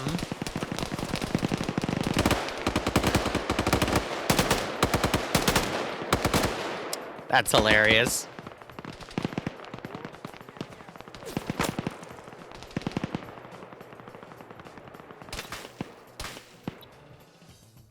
So there's Sector 2 being captured.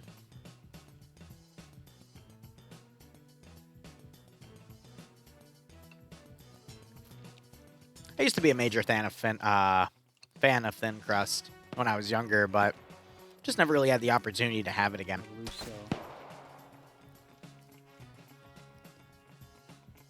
Yeah, be careful crossing. They're shooting the So this will be interesting because we have Lurch, who is one of, I think, the 2 I see for ground command, and a 4-man element of Up 4 coming around on the southern side. It's that 4-man Bravo group with the 1 marksman. They could get behind Blue 4 and actually pick him off with that marksman rifle.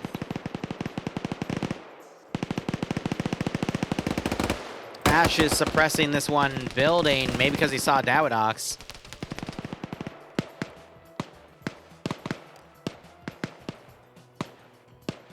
See, the funny thing is, Scandy and Pepe are on the same side. So who's going to win should be irrelevant, right?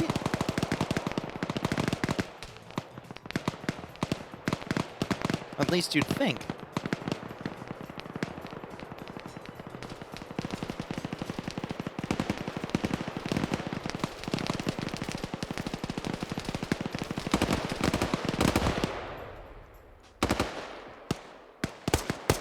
Yes, honey. Yes, you can get chicken and garlic knots. Yes, you can get a chocolate chip cookie, too.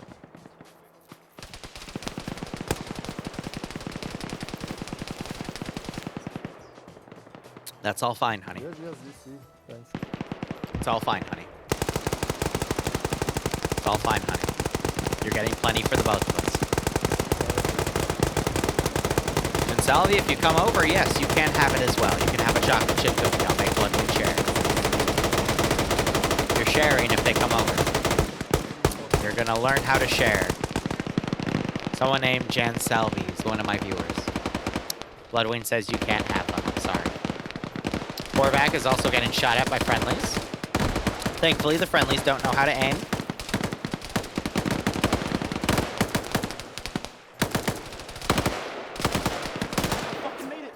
Am I getting enough for chat? I mean, that depends if y'all are chipping in.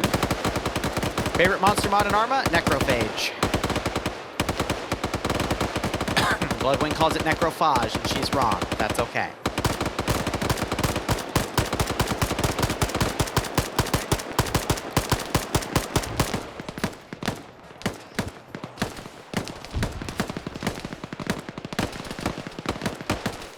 Alright, so this is interesting. Op 4's basically made this defensive line. Blue 4 is going to challenge it. Op 4 have a few guys on the rear. Blue 4 seem to be blue on bluing each other, but at the same time, I only see 4 Op 4 guys right here, meaning they might have had a 4th run up, and now it's creating blue on blue issues.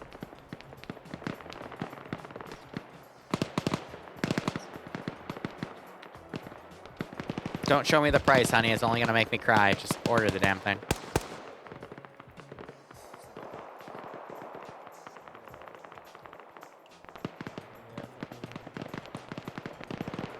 Words to live by.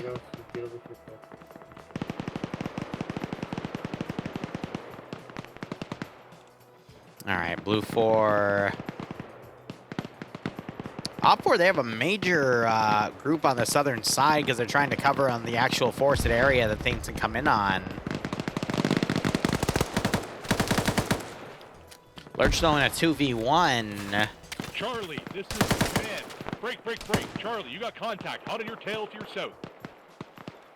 Charlie is the group he's with. He just told them that they got contact on their rear. He's getting shot to shit. And now they're turning around to come and engage. Lurch having grenades thrown up to him and everything.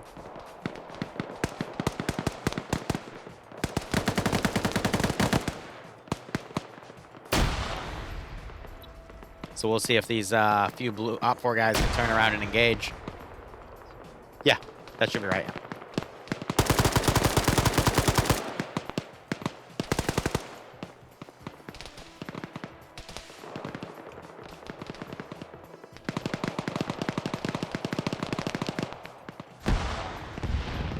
Still on 3.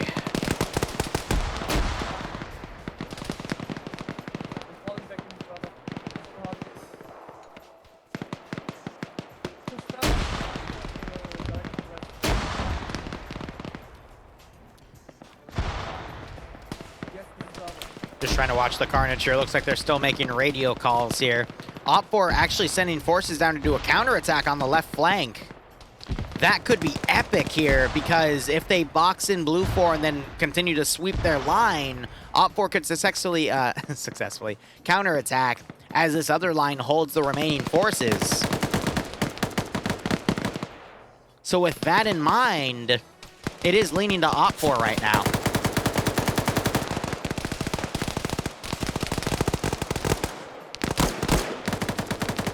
We got plenty of Blue 4 bodies here as well, as Op4 are counterattacking here. And you're seeing more of them getting cut down on this side. Wow. So yeah, through the forested area, they got a few others that are now suppressing parts of the central line. This group's going to get stuck in by Delta, who have the machine guns. I think Op4 is going to seal the deal here with this assault. And we're only at the 21-minute mark for the round.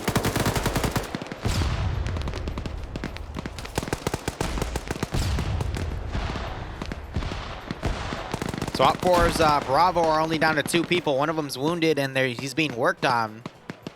So it's only Steve engaging with the marksman rifle right now. He just got a pick off. Omega tries to get him. Isn't able to land a shot on him because I think he rushed the shot. Look at Op4 now charging in, but you got aggressive players like King from Papega pushing in. Harrington gets dropped. Wheaton turns around, not noticing where King specifically is. Now he's blind firing. King blows him away, and that's his 3rd kill. You got Dying Bush back here. It's the fog of war at this point. Ooh, Dying Bush might have just spotted King, but King is now pushed into the tree lines here. Oh, Dying Bush spotted him again, but King drops him! It's good to be the King, ain't it? Did he just... Is that 5? Like I said, he is one of the best players on tonight because he will pull shit like that. And he's very, very efficient with that damn gun. King is just better. I mean, that's why they call him King.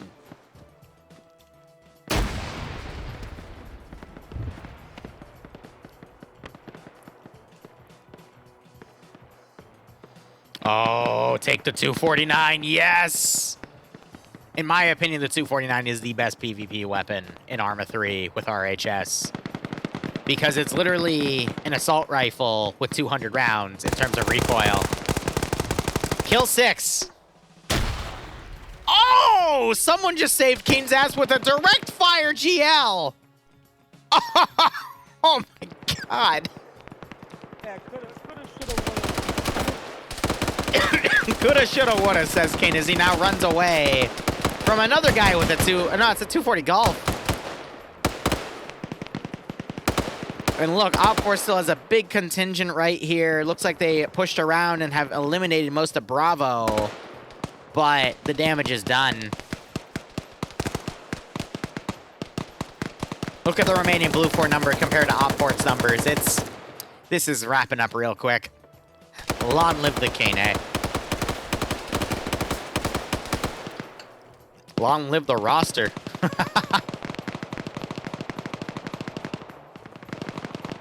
It's gonna roll away. And now you got Bant, another really good player with 5 kills coming around and finishing these guys off. King on 7 now. Who's gonna tap Waldo? I don't know who launched that grenade. I think it was Cake here because he has the GL, but my god, that was great. Bant just got blown out by a grenade. Waldo wakes back up.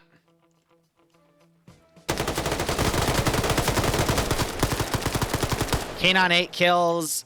Cake here on 1, so King gets credited with it. Now you got the rest of Blue 4 over there firing at these guys.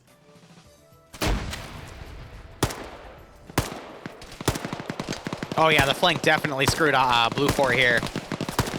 Op 4, they pulled a lot of their forces back actually, so you only have these 5 here.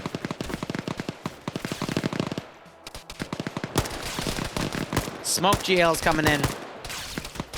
Some Blue 4 could potentially flank the rear side of this Op 4 element.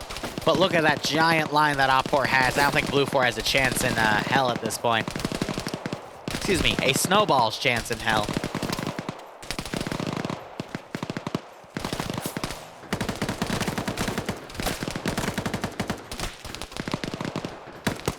Got Artisan here with an RPK. He's trying to flank.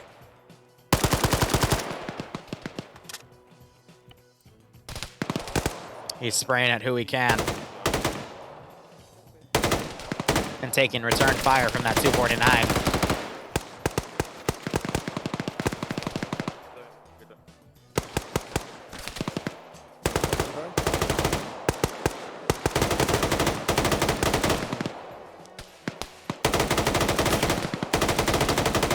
Gorilla's coming in. He's probably going to get the drop on Artisan. Does he not see him? Oh, there it is. I was about to say, if Artisan whips around and shoots him, my God. AT firing from Blue 4. That was an AT4 that they took. There it is, dropped. Bay getting dropped by suppressive fire.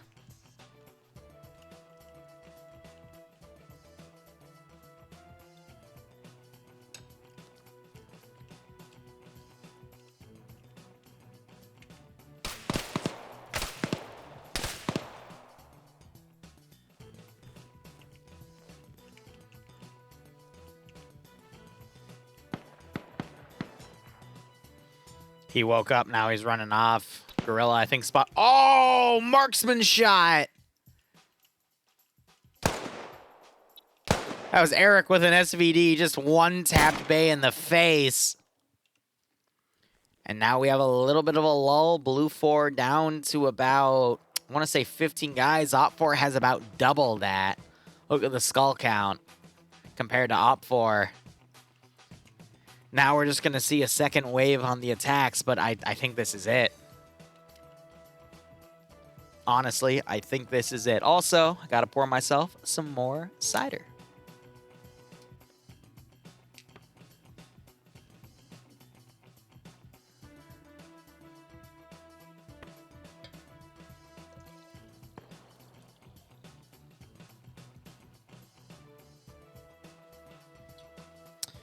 Glass number 3. It's okay, the cider's watery, so technically I'm hydrating with it.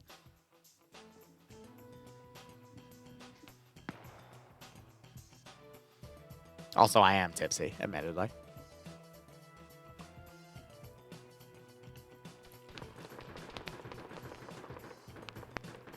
Oh yeah, I'd say it's down to half a gallon. So we started with, I want to say, 3/4 of a gallon. We're down to half a gallon. Can you have some? If you come over, just DM me on Discord if you're in Northern Virginia. I don't give a shit. Love hanging out with people. Gives me a break from my little virtual life here. Let's see. Blue 4 has 1, 2, 3, 4, 5, 6, 7, 8, 9, 10, 11, 12, 13 players alive. Op 4 has 1, 2, 3, 4, 5, 6, 7, 8, 9, 10, 11, 12, 13, 14, 15, 16, 17, 18, 19, 20, 21, 22, 23, 24, 25, 26, 27, 28, 29, 30, 31, 32 players. 13 to 32. This is going to be messy. You talking gallon on drinks? What do you mean by that? Like, I'll be perfectly honest with you. I've got about... How would I say this? I've got 5 gallons of mead still fermenting right now. I've got about 2.5 gallons of mead that's finished fermenting and it's currently just aging right now. It needs another at least 2 months of aging before it would be decent to drink, in my opinion. And I've got 3 gallons of cider also still fermenting right now. But I need to move the 2.5 gallons of mead into some storage containers because I'm using a fermenting container for it right now, and I've just been too lazy to move it because I have another 5 gallons of cider I want to start fermenting. And And it's literally just 5 1-gallon juice cartons that I'm gonna fill with it, because I got a nice deal on the yeast. I have like 10 yeast packets for only like $5. Or was it 7? It was $7 for 10 yeast packets. And for 5 gallons, it's 1 yeast packet. But I'm going to be honest with you. Major Con's down right here. Okay. Don't know what got him. But it's a lot cheaper to ferment your own stuff. HP Mutant getting Gorilla there.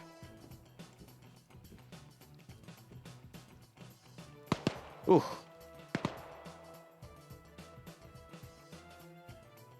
The cider can't be that good. So the stuff I'm drinking right now, it's really watery, but the other stuff is actually based off of just regular juice, so it should be fine. But I really like the spice blend I used for this cider to make it, you know, like an actual apple cider taste with, you know, cinnamon, nutmeg, and whatnot. A little bit of allspice and some clove. So I've used that in other stuff. Gallon is a Freedom unit? Yeah. That's the American unit. I don't know what it is in liters. Sorry to say. But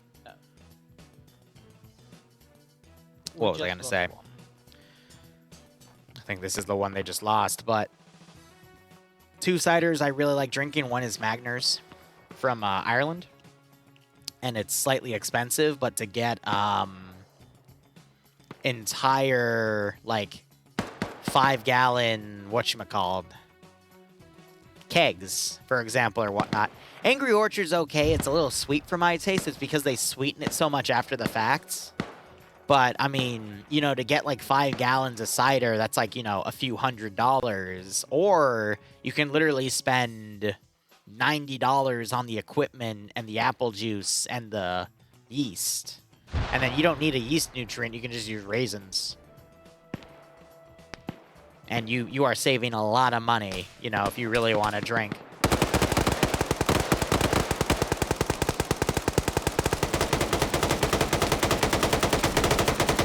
That's just my opinion.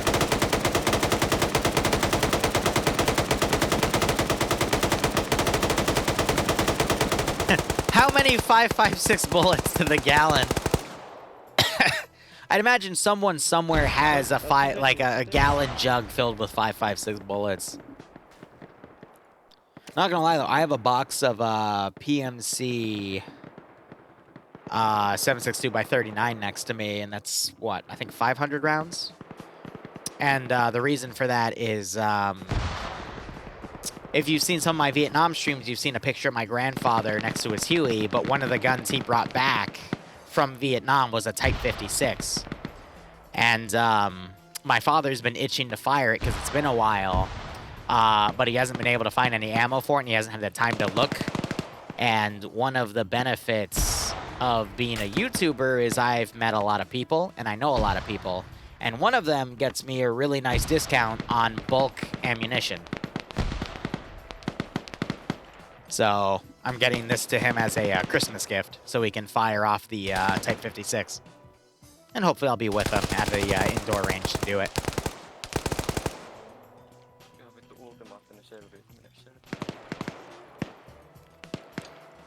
But no, it's fun to have that contact network, because there's this guy 3 years, it was either 2 or 3 years ago, for an anniversary with Bloodwing.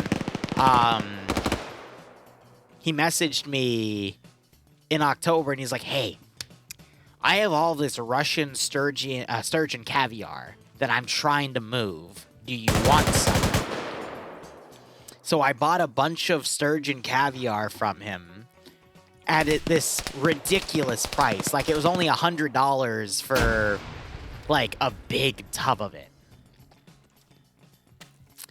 And that was probably one of the best anniversaries I've ever had with Bloodwing, because we had this massive amount of caviar. And, ooh, hold up. Vagrant's come around. He just got a kill right here, but he just got knocked out right there, unfortunately.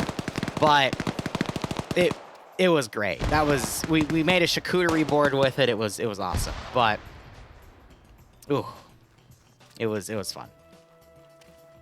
Type 56 is a Chinese AK, yes. And it's one from the Vietnam War. 7.62 is not that hard to find these days. Like a year or two ago, it was really hard to find because we were having some ammo shortages in the United States because of some bills that were passed that started the progression of banning assault weapons. But since then, it's kind of muddled out. And with the Ukraine war, ammunition has actually, in terms of supply, started to skyrocket because of the amount of ammunition we were giving to the Ukrainians. But that's for another day. I was able to get that box of ammo for like, I'm trying to remember, for 500 rounds. I think I got it for $300, which still isn't the best I've seen out of the deals, but for right around now compared to other places, it's not too bad. It would have been cheaper if I went with a Russian brand of ammo, but as someone that has fired rounds on the range, I do not trust Russian ammo. Russian ammo, both from my own personal experience and seeing it used on ranges, both shotgun ranges and indoor firing ranges, it jams the most. It has the most misfires. It's very unreliable. Because I could have bought from Bear for an even cheaper price, but I just don't trust it.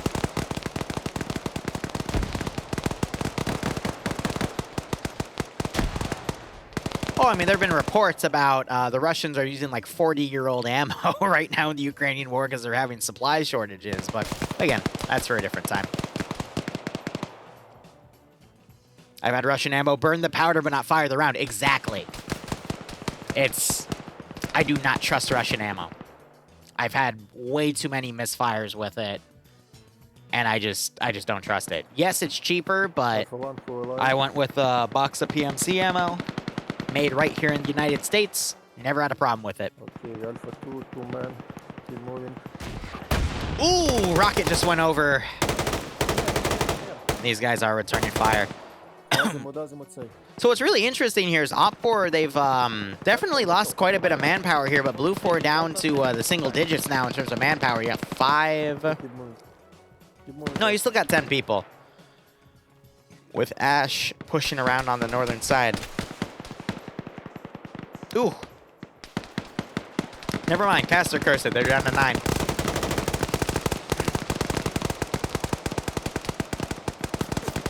Yeah, the rounds are taking a bit of a long time. I might not have enough time to play some DayZ. Instead, we'll play it after the Warhammer 40k op. Another guy just got dropped. Another guy just got dropped. Jesus Christ. They went from 10 people to 4 people in literally 30 seconds. God damn. Keep on caster cursing. Yeah, you're saying that because you bet Op4. Oh, man. I will admit my camera work also hasn't been the best, but I'll be honest, I'm tipsy on my own cider right now, but... Yeah, I think it is also safe to say Op4 is going to win because Ash has this entire horde to work with. These 3 guys have this horde to work with. They're doing their best, but they're taking shots here and there. You see that red on the white snow.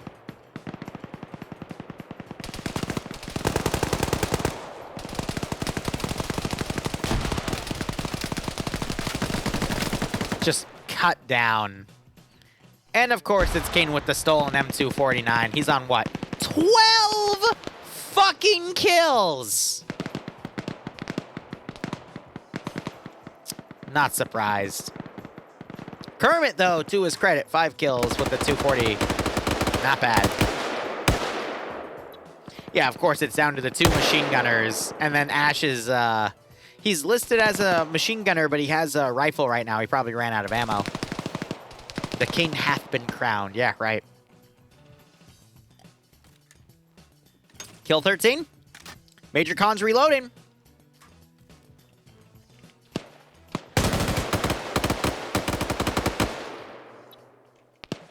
Again, the kill record is 23, and that's from Adriano. Major Khan's battle buddy went down. Go for it, Kane.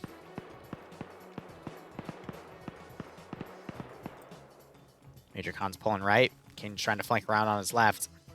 Major Con being incredibly mobile right here, though.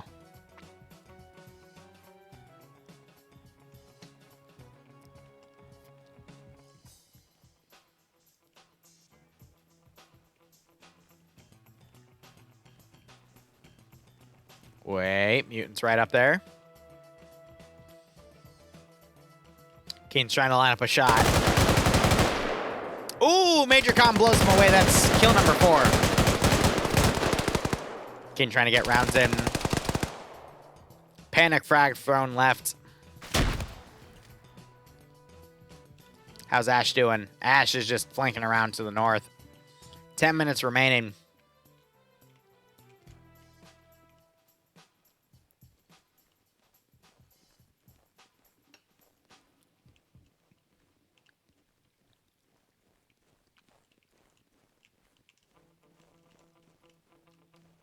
Blue 4 down to 2. Op 4 has at least 20. Which, granted, 13 versus 30, the fact that Blue 4 was able to get them below 20 and being down to 2 means they've been trading evenly. Did he just disappear for half a second? Or is that just me?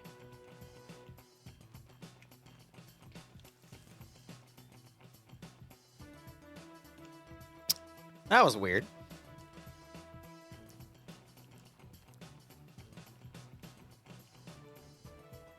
Cloak and roll failed. Ha!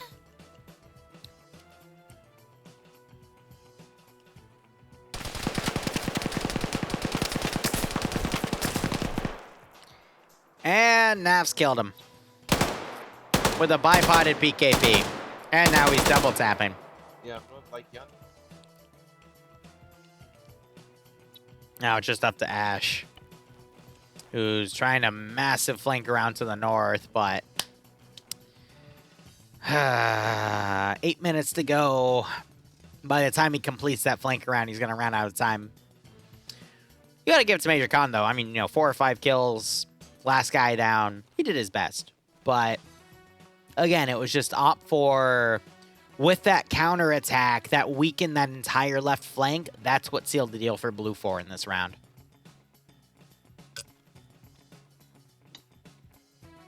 So, you got to give it to him. Now you got Ash trying to do recon with his binos. Let's have a view.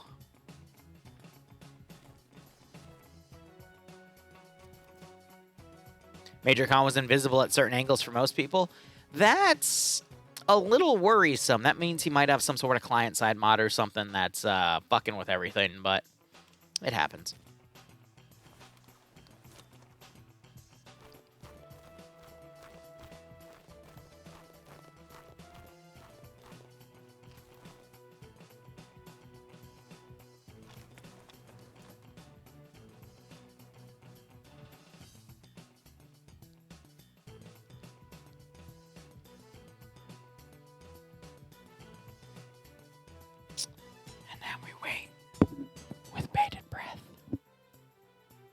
What will he do?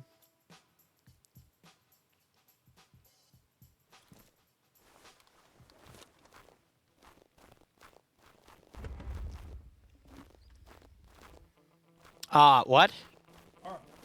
Ash, let's fucking do this, Ash. Get in. You ready? What? What?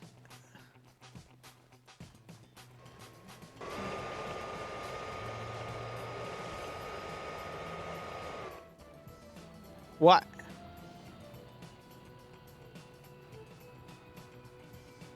Am I drunk? Because I'm drinking, admittedly, but...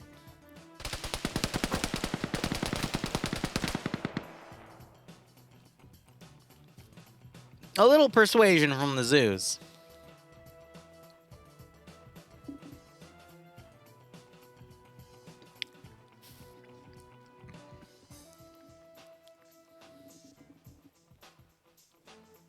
Man really said no to the tank, bruh.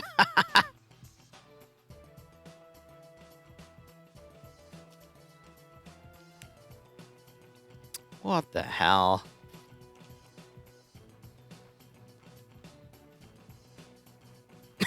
Who's gonna load a tank gun, right? Don't Abrams have... No, Abrams do have loader slots, so I guess... Actually, I have someone that actually operates Abrams. I can just ask him.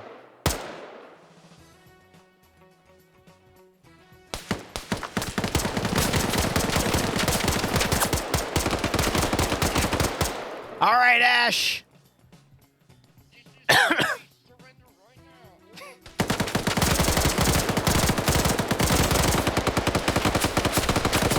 Jesus fucking Christ. You are under arrest.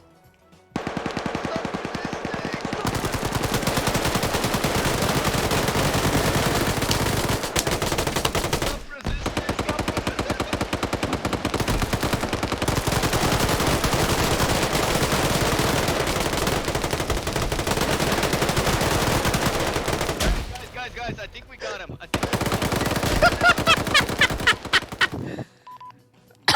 Jesus Christ. Guys, do you think they got him? I mean, the police did yell, "Stop resisting," as they opened fire with, you know, medium machine guns, but I think they got him. Jesus Christ. That happened. All right, let's change out our commands here. This is round 3. Where it's another freaking ad sector. What on earth?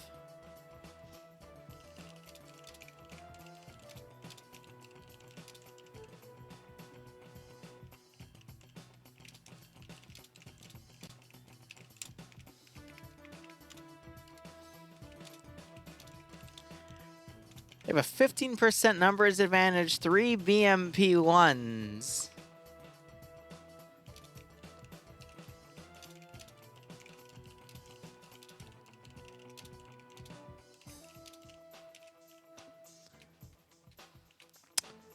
Oh dear.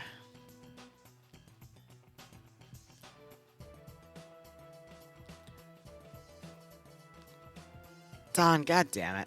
Judge Dredd would be proud. Oh, man. Man, oh, man.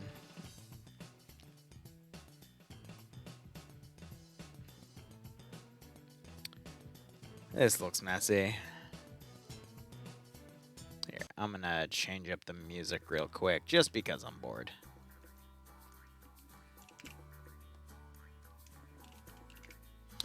There's the map command.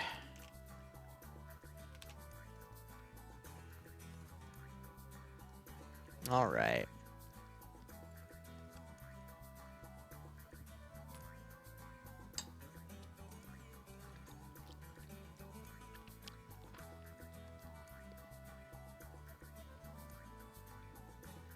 So at this rate, round's going to finish around 6:45.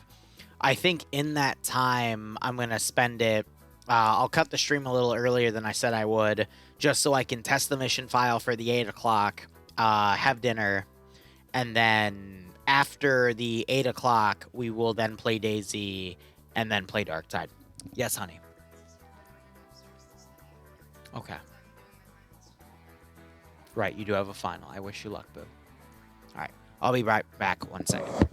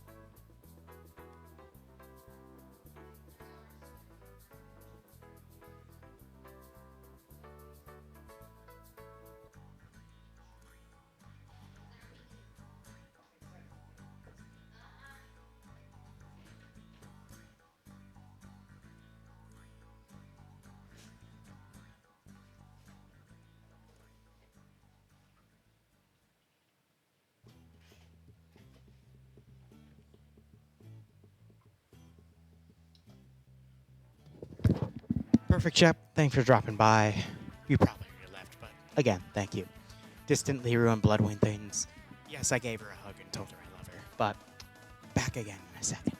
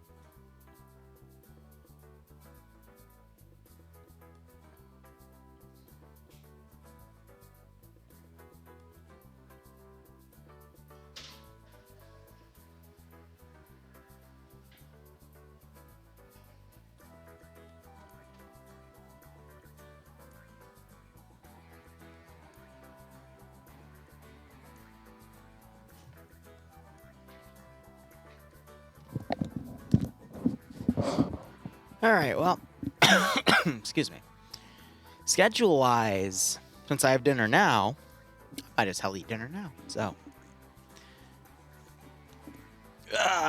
maybe I will continue the stream and I'll just show off what last-minute server-side testing looks like.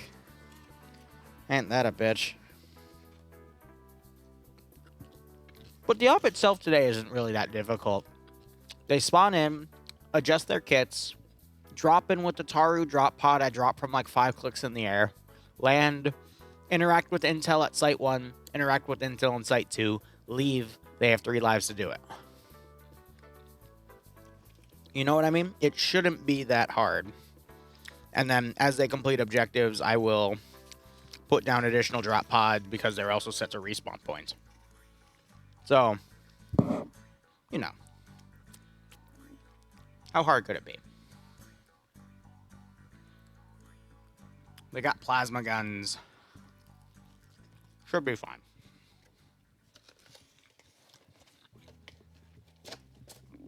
But you never know with a player base, man. They can literally take on entire battalions on their own one day, and then the next day, they walk up to one dude with a marksman rifle, and that marksman just one-taps them all in the face. It be like that. That's just how Arma works. How'd last round go with the spectator perspective? It was fine.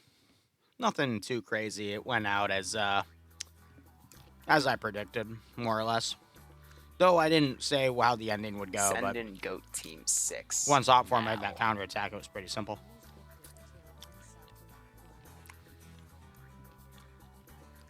Send in Goat Team 6. Don, unpin that comment, you little shit. Anyway, Gratitude, thank you for the 5 gift subs. If you got a sub from Kurt, make sure you thank him. Otherwise, I hope you all keep enjoying the operations. And I hope you get a nice kick out of this scenario. Send in Goat Team 6 now.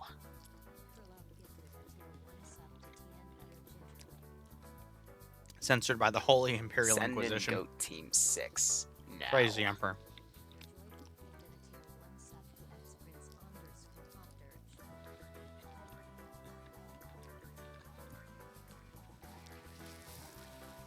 Dream, you're British.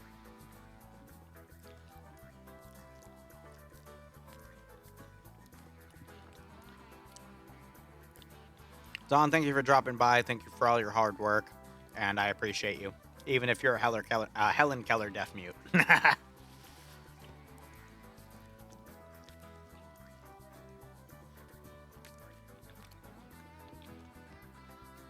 Have I been doing good? Yes. I'd say everything's going fine for the moment. Last 5-6 months has been a crazy roller coasters of ups and downs. Had the hardest down about 2 months ago, and now we're just climbing back up.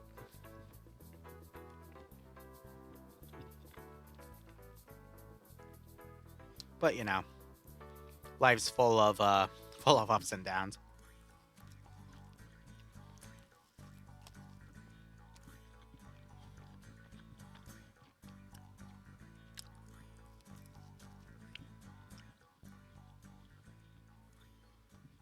Right up, Kurt. Well, I hope everything keeps working out for you, man. Same goes to all of you. Don't be afraid of the downs, because you don't gain anything without risking anything. And, you know, whether it be finances, your heart, your emotional state, you don't know things until you try them. And don't get me wrong, I wish the world would play out differently. And I wish I could have everything I could want. But hey, c'est la vie. And yes, it's Papa John's stuffed crust cheese pizza. I think there's pepperoni in it too. Because I gave Bloodwind my credit card and allowed her to order pizza.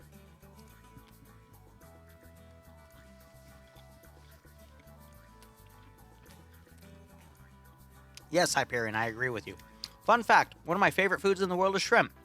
Bloodwind is allergic to shrimp. Therefore, I can rarely have shrimp.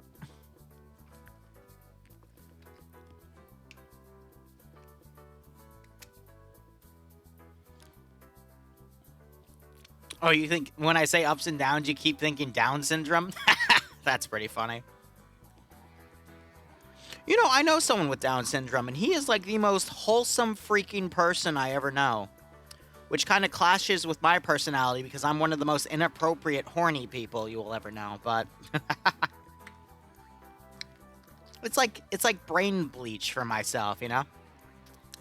I get to be wholesome around him. Did he say horny? Yes, I did. Look, I'm tipsy right now, all right? I'm drinking my own homebrew cider. Tastes great. A little watery, as I've been saying, but, you know, for the first batch, not bad.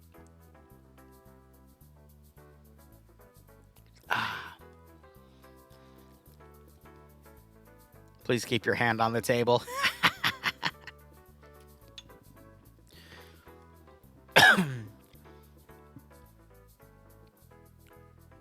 Gorilla comes out of lurking because he hears a word. That's funny. Can I homebrew you? My men went to Nurgle Player Vor for that statement. Dream, get the fuck out of here. Go play FNF. Just out of here. Get out of here. Good drinks? Righto, Kurt. Literally destroyed Gorilla. Rest in peace. Okay. Since 2018, since they shot that fucking gorilla in the Cincinnati Zoo, has anything gone right since 2018? Tell me. In all honesty. Has anything gone right since they shot Harambe? Was that 2016? You might be right. It's 2016. You're right. But has anything gone right since? You have a girlfriend? Okay. Well, something's gone right for you then. But I'm talking about the world order here, you know?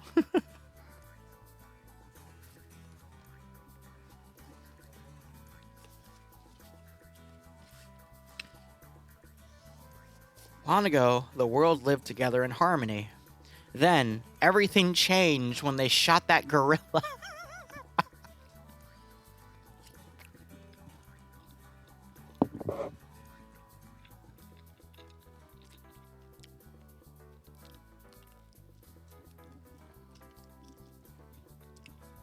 Gecko. Actually, this will go for everyone. Don't bring up American politics in my chat, because it makes so many bad things show up that I can't even begin to tell you.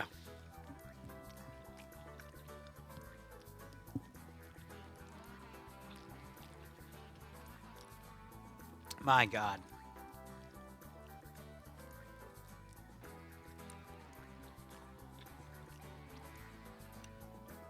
Politics are pretty freaking cursed. That's a Canadian? Canadians versus Soviets. This should be good. Artillery fire in that town. Okay.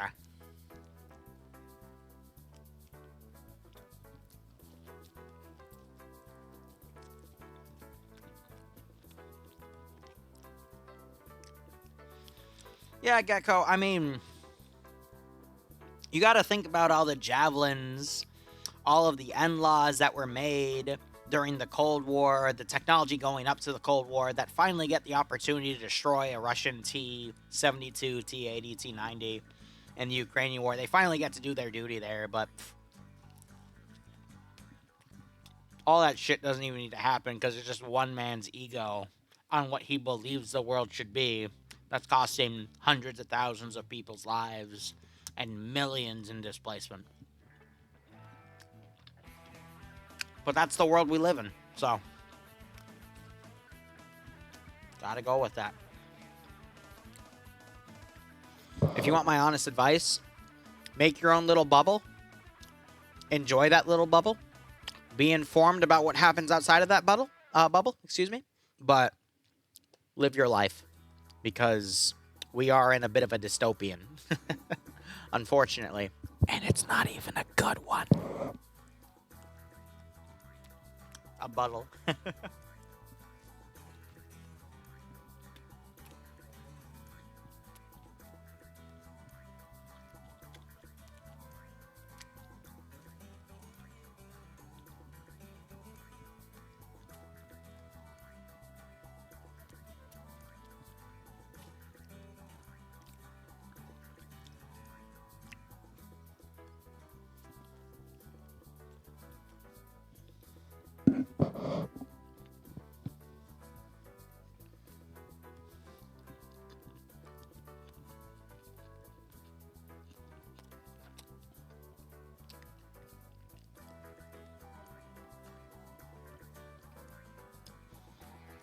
Oh, okay. No, let me actually be serious here for 1 second. It's not just Putin. There's people under him that are even worse than Putin.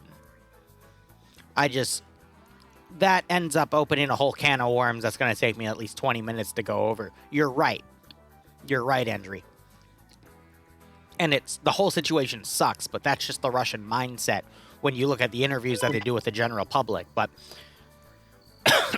that's a conversation for a different time. But I, again, agree with you on that matter. Regardless, let's shift back and focus on Friday Night Fights here for the third round. And go for all of this. All right, so third round of the night, Canadians versus Russians. Briefing here is 1982 Estonia. The town of Ruha has proved to be a vital crossing for Soviet reinforcements trying to stop NATO from establishing a beachhead on the shore. This is not only the first time that Soviets have tried to retake the bridge, and now the reduced defenders must hold the mostly ruined town from another company group. Area of operations, most of the town of Ruha has been destroyed by previous fighting and artillery fire. Expect different fighting positions than you are used to. The town is also covered by various trench lines. This is visible on your maps. Notes, Blue 4 LAT gets 2 M72 laws, meaning they have 1 on their launcher slot and 1 in their backpack. Let me go ahead and put the prediction up because that's normally Don's job, but Don just had to dip out for some IRL stuff. So this is Blue 4 defending. And Op 4 attacking. And we'll set that to 15 minutes. Alright. Otherwise, continuing on. Game mode. 2 sectors to control, like the other 2 rounds of tonight. If the attackers get more people in the sector than the defenders, then a 90-second timer will start. If that timer is interrupted via the defenders putting more people in the sector than the defenders, or the attackers leaving the sector and leaving less people in the sector that are then outnumbered by the defenders, that timer then stops and then is reset upon the attackers then putting more people in that sector than the defenders. Once all sectors are taken, Op 4 win, or excuse me, the attackers win, in this case Op 4. If the defenders, in this case Blue 4, are able to hold on to at least one sector by the end of the round, the defenders win. If one side gets entirely wiped, then the opposite side wins as well. Mission variables. 50-minute round, standard, 1,500 meters of view distance, 60 defender points, basically a little under half of the standard. Medium anti-tank settings. They said no mat for either side, so this side doesn't matter. Let's start with Op 4 here. Uniforms are going to be your 1980s Russian khaki kits. You got your platoon lead, platoon sergeant, squad leader, team leader, auto rifleman, auto rifleman, assistant grenadier, grenadier IR, which can fire hunt IR rounds, which are 40mm camera grenades. You fire in the air, give you a nice bird's eye view of the map. You got your machine gunner, assistant, combat engineer, light anti-tank. MAT doesn't matter because they're not in. RI, RIS, and SNP don't matter. They were part of a group called X-Ray that's been phased out for at least half a year. DM, there is one per squad. That's your designated marksman. He's going to have an SVD for Op 4. Crew lead, crewmen, pilots, meds, and base kit. Those are important, except for the pilots because there are 3 BMP-1s in play. Otherwise, loadouts are going to be AK-74s and AK-74 UNs, PMs for the secondary handguns. Light machineers get the RPK. Medium machineers get the PKM.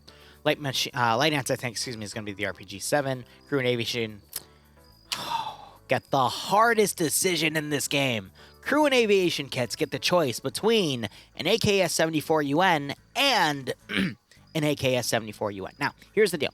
AKS-74 UN, really great gun, has a 30-round magazine, skeletal stock, so it's easy to move around. You get a sprinting bonus with it because it weighs less.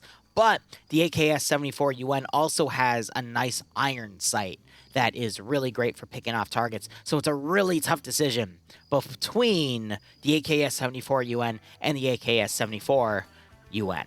All right? So, in my opinion, this is like the hardest decision in Friday Night Fights, is the choice between those two weapons, because maybe you're dealing with a situation that's CQC and you need the 30-round magazine of the AKS-74 UN to clear out targets just in case your vehicle goes kablooey and you have to immediately kill everything around you.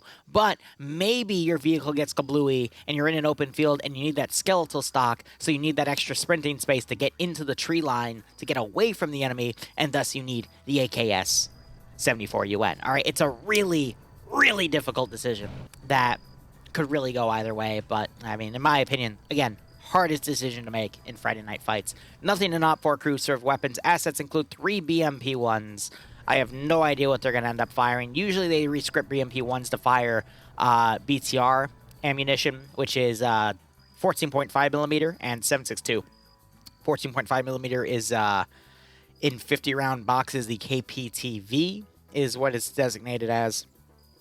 And the 250-round boxes of 7.62 by 54R is a PKT, which is, just rifle ammo there. Malin is an admin, though, in Friday Night Fights, and he is telling me that they have high explosive anti-tank ammunition, which means they have 20 rounds of it as designated by that. So that is quite interesting. Anyway, there's also 3 transport Urals and a closed UAZ that can carry 7 people, probably for command. Otherwise, Blue 4 has 1980s Canadian kits here. Loadout's going to be your Cal CL A1s, which are basically 5.56 rifles. They also have an FN LAR. Wait a second. No, C1A1 is like the L1A1. So these are 7.62 by 51 NATO rifles. 20 rounds, single shot. Malin, do you know if they can go full auto? Because usually L1A1s and the FN LAR don't go full auto, if I remember correctly, but they might be able to. Or they can get a 5.56 Colt carbine. They can go full auto, excellent. And then 1911, 7 rounds of, I think 45? Yeah, 7 rounds of that for their secondary, which in my opinion is the weakest handgun out of all of them because of that small mag size. But they get a 249er FN mag for the light machine gunners and medium machine gunners, respectively. Spoiler, I am a little tipsy, so I'm slurring my words a little bit. My apologies. M72 laws for the light anti-tank. And HK's MP5s or Colt carbines for the crew, but they don't have any assets, so that doesn't matter. No crew-served weapons. And they don't have medium anti-tank, which is kind of weird because they're fighting against 3 BMPs. C1A1 is the first non-metric FAL. Interesting. 45 is a big bullet, but FNF rescripts a lot of their weaponry and uniforms to all have the same armor or bullet values, so I don't think the 45 has more stopping power than the 9 mils, but we'll see how things go. Blue 4 does have medium anti-tank. It said that it doesn't. Okay, but we do see Echo right here, so they do have medium anti-tank. Medium anti-tank settings real quick. They have 2 AT and 1 AP round per player. So they've got 2 assistants and Swallow, which means they have 6 AT rounds and 3 HE rounds per that entire group, and Azuki is leading it. But let's go ahead and look at the rest of Blue 4 here. Steve is commanding. Kabubi Face is leading Alpha. There is nothing else under Alpha, so they merge everyone together. Probably Alpha 1 with Alpha itself. Back here is taking the Marksman Rifle. Mike being the medic. Lurch leading Alpha 1 with Rund, Baker, Ghoster, and Grav. Lusod leading Charlie. Levy taking the Marksman Rifle, which appears to be a Mark 14. Solomon's leading the, as the medic. Pro Hunter leading Charlie 1 with Delta, Crazy, Riley, and Rodrig. Omega leading Charlie 2 with Martin, Toucan, Aim at the Balls, McCarthy, and Real Jamie. Delta leading, being led by Ash. Wombat as the squad's medic. Banks leading Delta 1 with Major Con, Eric, and Wheaton. Vegetarian leading Delta 2 with Kermit, Daedalus, and Eon. And then we already covered Echo. Meanwhile, Op 4 is being led by Depso with Tymek as the 2IC. Vagrant's merged all of Alpha together, so he is leading Sam, who is the marksman, who has an SVD. He's got Seismo, Olaf, Wikifin, Twins, Mutant, Shy, Norris, Dedine, Bush, Harrington, Inara, Alexander, Wilberg, and B under him. Scandy Recon has Charlie here with Yanni Finn leading, Naps as the marksman, Whiplash leading Charlie 1, Cats, Goblin, Giovanni, Flying, and Yender. And Azariah leading Charlie 2 with Cullis, Pertin, Nimia, Steve, and Dobbs. I have hiccups. Fuck. Flux leading Delta with Waldo as the medic. Delta 1 being led by Artisan with Bayant, Lepi, Roster, and Otovisky. Pierce leading Gamma as a vehicle crew. So we got 3 different vehicle crews here. We got Pierce, Fonz, and Tempest as 1 BMP crew. Keen, Guy Fieri, and Armored Jesus as the 2nd BMP crew. And Korvac, Legal Action, and Cake here as the 3rd BMP crew. All right. 3 BMPs. Each one could take a squad in. Command could take the UAZ in. But those are how everything is. Sector 1 is this shelled out position right here with this trench line in the area as well. I think we have Arma Deformer being used to make this little trench line here. And then these are Tanoan trench textures. In my opinion, this is the best way to make trenches with Arma Deformer, though, and using those Tanoan trench textures to really even things out. Because of how sloped things get with Deformer. Because if you look and see the angle like this, which is why I think Deformer is such a great mod. But then Sector 2 is literally the entirety of this town right here. Where is the bridge? So the bridge is right here. So it's actually this whole bridge and crossing area as the 2nd sector. Interesting. Meanwhile, the town over here is actively getting artillery struck. I'm not sure when that'll happen. Maybe Malin will be doing the artillery from the Zeus interface. But you also have these other trench lines down here, which are... I also love they're using the airport crater texture as the bottom texture for it to smooth things out. Because as you can see, they've... with Deformer, it is hard to make the trench entirely work, so they're using the crater texture to kind of line up the bottom, which I agree with. That's a really cool method of doing it. I might even steal that method later, but you got these nice little build-ups right here with the little metal shed textures here to make these nice little firing lines. But 3 BMP-1s on Op 4, that should be quite interesting.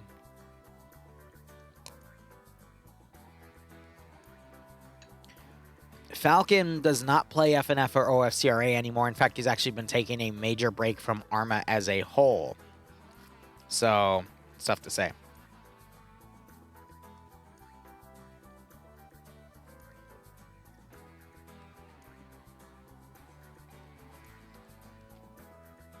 One second.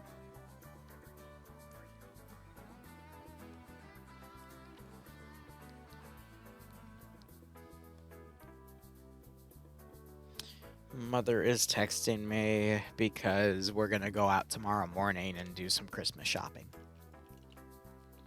Did we go over the roster? Yes, we did. It is Depso and Tymek versus Steve for command roles. And I don't see Pepega anywhere. No, Pepega is under small groups for Gamma, and then Scandy is also under Charlie. So they're all under Op 4 here. as the attackers. So I'm feeling like this is leaning towards Op 4, considering the skill level of Papega and Scandia, but it can still go either way, because we've seen plenty of rounds where Papega and Scandia are together, but they still lose.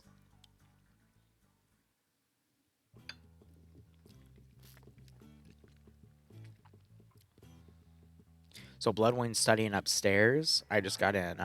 Actually, here, 1 second. All right, she's not watching. She's studying upstairs for a final tomorrow. I just got an invoice for her ring.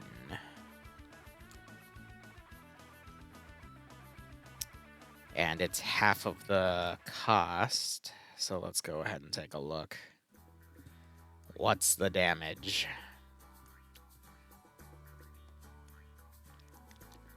$5,000.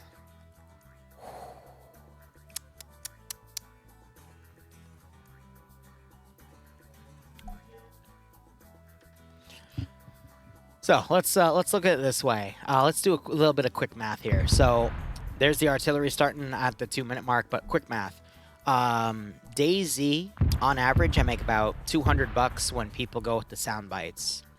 So to pay off that invoice, I'm gonna need to do 25 DayZ streams, and that's only half. So I need to do 50 DayZ streams to pay off that invoice. Oh my god. And if I put it on a credit card, that gives me an additional 30 days. So I have a month and a half to run 25 DayZ streams. So that's what? 4 DayZ streams a week? 5 DayZ streams a week?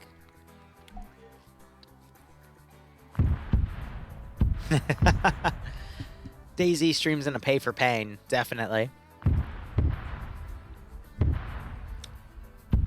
So we're definitely gonna need a pay for pay stream. I'll talk with Patchwork about next Thursday. We'll have a mini pay for pain. And after the 5th OML op tonight, which is at 8 p.m. in a little under 2 hours, we'll also run DayZ after that.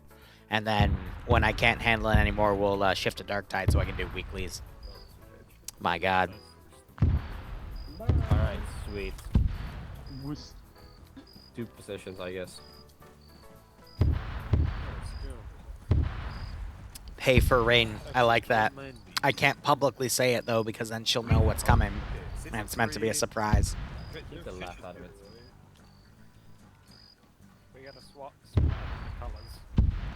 Yeah. What are colors, bro? Don't ask me, ask the colors.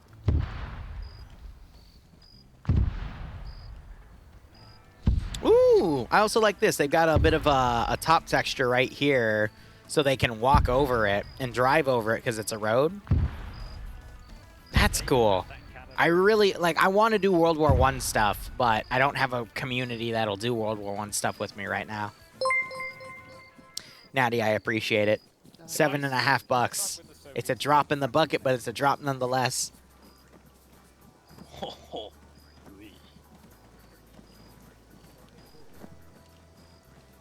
Round has begun. Op 4 moving out. Let's look at their convoy order here. We got a truck full of dudes, another truck full of dudes, truck full of half the dudes.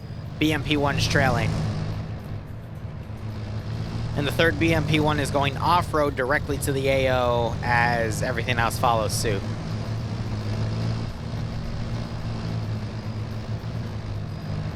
Pay to play Elden Ring. Ha! That would be a good red herring. Here's the issue, though. Bloodwind's smart. She's very smart. DayZ hunting Liru could be fun. My god. Our mutual friend might be interested in World War I stuff, question mark? And I can't do it as a multi-community op because MCOs, they vote, and the next op's going to be a Vietnam op, which I'm hoping to do in January. I've just been delayed because of other stuff, because I have other Vietnam things I need to run as well. Which I think we set a date for the next January thing. It's the first weekend of January is when the next SOG Prairie Fire official op will be run, but that'll be announced later. Seize the enemy trench line and hold it. Again, we'll see. Because the real money in pay for pain is custom compositions.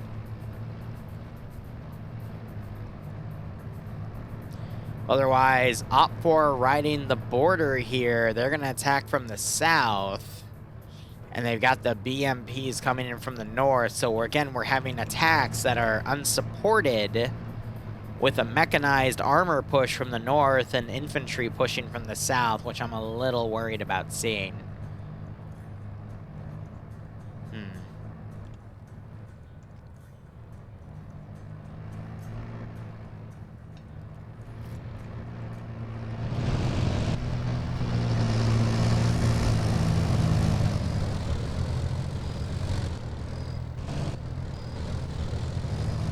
Oh, they also have the rockets. I just realized that. They have missiles. Interesting.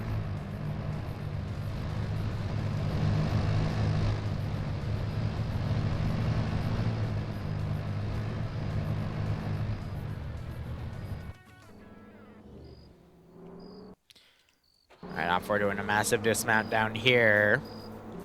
And they're going to pretty much... I'd imagine they're going to do this. They're going to follow this tree line up. They're going to then get on this tree line set and then come in from the southern side from positions of cover. Maybe having an overwatch element right here to help this force come up. And then once that force goes through, they'll probably do an open field charge. But by then, they got forces in the door, so they don't have to worry about that. And then the BMPs might just be a distraction to attack from the train yard.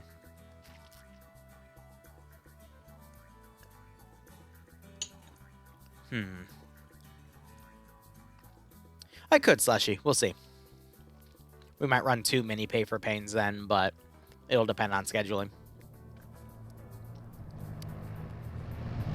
Because another thing I have to consider is all the money I make, I have to put a third of it away for taxes. Because here's the thing. Liru doesn't mind fighting DDoSers, other YouTubers, the Russian government, you name it. But the IRS, no thank you. No thank you.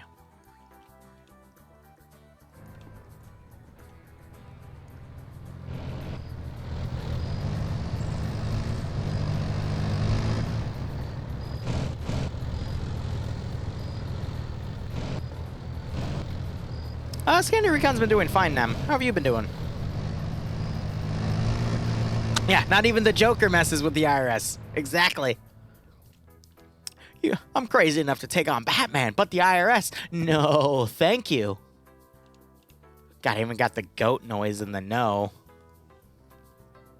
No, Nem, don't look. Create a mission to raid the IRS HQ. I'm going to write that one down, actually. That would be a funny pay for pain. That'd be a funny pay for pain op.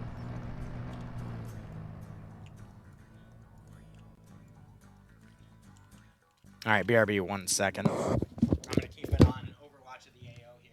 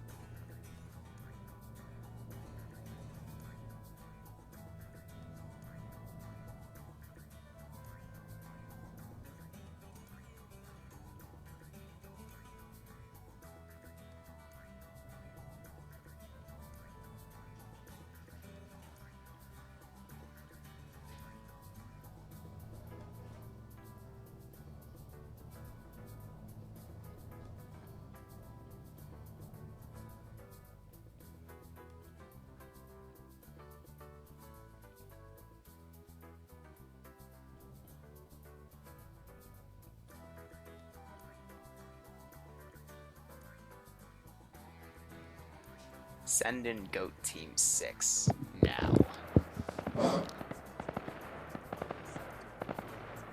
I come back, and I see that. You know, that's rich.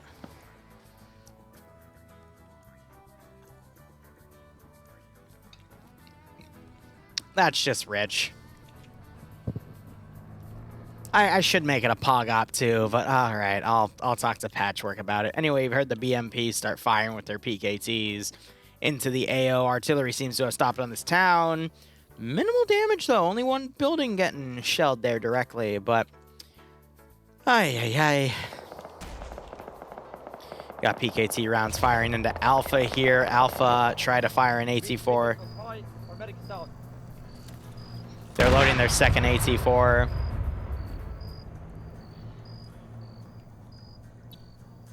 All right, Lurch.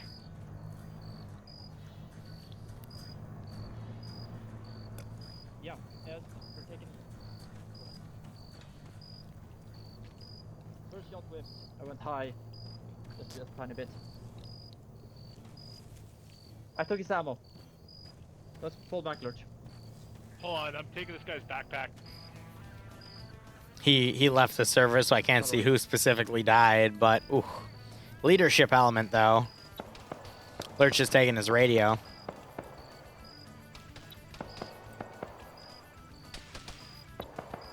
No, Lurch is the leadership element, so he's dropping the radio to take the medic backpack, so it was whoever the medic was in that group that died. So Op 4, they have a group moving up along the riverbed, and they have another group moving along where I predicted.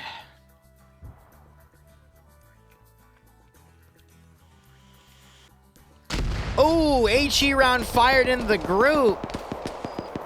There's one KIA right there. And the rest run off. That was Leppy getting blown up there.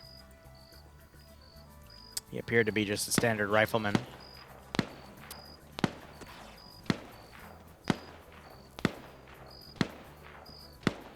So we'll see if the BMPs maneuver around to then give the infantry way some support, but based on the position of where Op 4 is moving up, I think they might be able to actually get right to Sector 2 and then back cap everything because a lot of Blue 4 is busy with the front line out here away from the sectors. Once Sector 2 starts getting hit, you'll start seeing these guys influx in, and then the BMPs might charge in, but this is kind of favoring Op 4 at the moment based off of unit breakdown.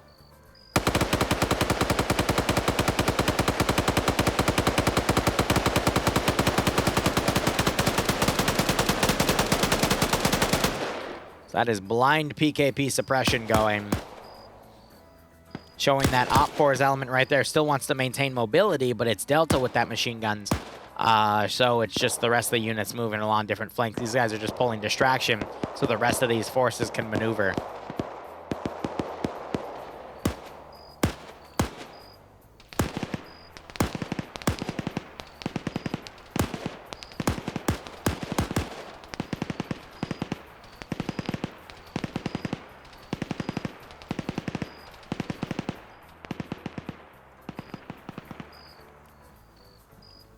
So they're going to try to get on these hills to do Overwatch as the remaining elements come in. BMP-1's pulled back, and they're now going around to the southern side to assist.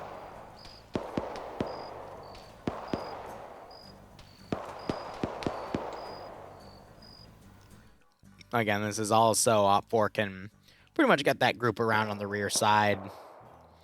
Take Sector 2 out from Blue 4's nose, and then try to rush to Sector 1 before Blue 4 can push their forces back. Which means around this area right here is where there's going to be the most bloodshed. But with this squad right here, ready to immediately hit Sector 1, and this squad can then run up and hit Sector 2, and look at the coordination of both groups. I take that back. Sector 1 itself is going to be the location of the most bloodshed as Blue 4 basically rushes back to try to get to Sector.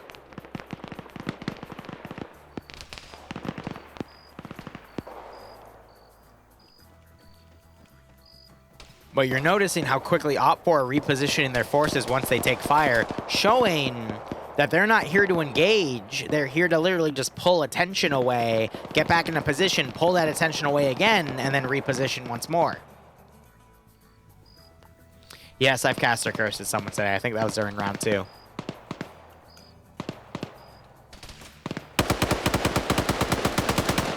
Yep, drawing fire. And a hydrate, you got it.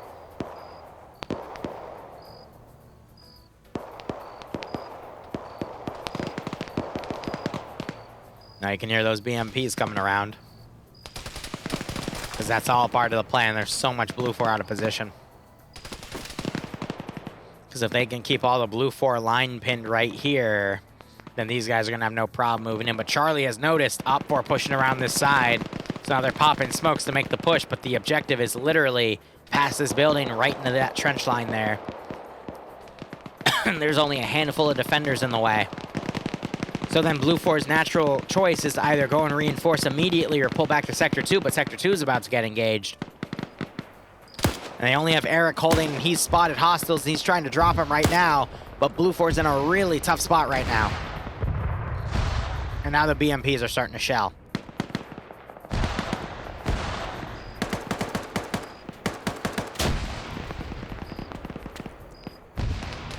So you immediately see some of Blue 4 trying to move in from, they had the trench line right there, now they're moving into this trench to help defend it. Op 4 is in this forested area, they have to now push past this building to get through. Major Khan, not sure if he was taken out or he pulled back. I don't see him, nope, there he is. So he pulled back. Both sectors are basically getting rushed right now. Alpha is equidistant from Charlie right here. Blue 4 Alpha to Op 4 Charlie and to get into that sector. That one defender's been taken out. No, Eric actually managed to pull back and he's in the sector now. You got some Blue 4 pulling back around as well. AT landing short of the BMPs as the BMPs are returning fire.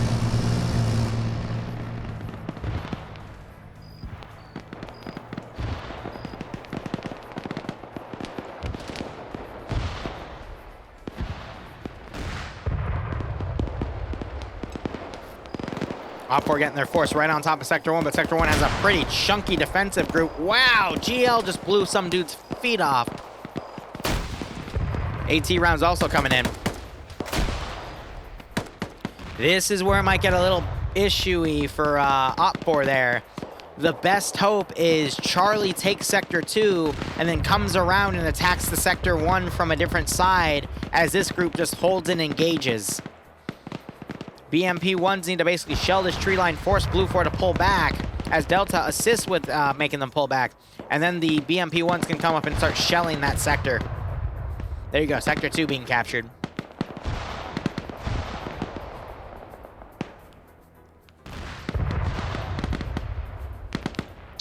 These guys are trying to make a move. Grenades getting Major Khan right there. Eon also down. Dying Bush pushing up on the right flank. They're utilizing these low little riverbeds to try to move in. Oh yeah, Op 4 did some great tactics this round. Blue 4 trying to push in units to take it back, but Op 4 just have too many in. But if Blue 4 get a few more trickled in before this Op 4 group, there it is. Sector 2 no longer being captured. This could still turn around, but as you see this Op 4 group, now they're rushing in to try to retake it. Or at least start the countdown again. There it is. Blue 4 need to get a multi-kill up here to stop it. Get a 90-second timer.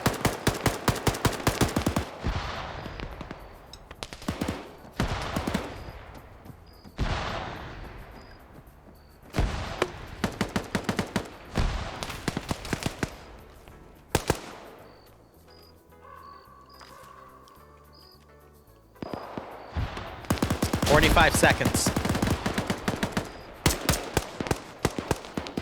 Goblin trying to push Kabubi. Ooh! Wow, Goblin. Going nuts right here. Grenades bouncing off the trench. 5. Oh, even less than 5 seconds. There's Sector 2. Now this force needs to eliminate the remaining guys in here, push around, and assist that group coming in. Delta pushing up on the right, backed up by the 3 Gamma vehicles, those BMP-1s. I think this will be over in 10 minutes. Azariah getting behind Baker. Wow. Circled the man and then mag dumped his face. Goblin tries to do the same to Ash, but he gets taken out. Look at all those shots. That's at least 2, 3, 4, 5. Ugh. Skill issue. Of course. Can I be honest with you, Garrick? I'd imagine in the Star Trek universe, Garrick would be the type of person just look at something and just crack that word off. Skill issue. He would say that. It would be rare, but he would just smile at it and probably mention it just 1 or 2 times. Be a rare sighting, but he would totally call that here and there. Garrick from Deep Space Nine. He would totally say that. He wouldn't say it all the time, but it would be 1 or 2 times. He'd look at a scenario and just smile and go, "That's quite a skill issue there, Cisco." In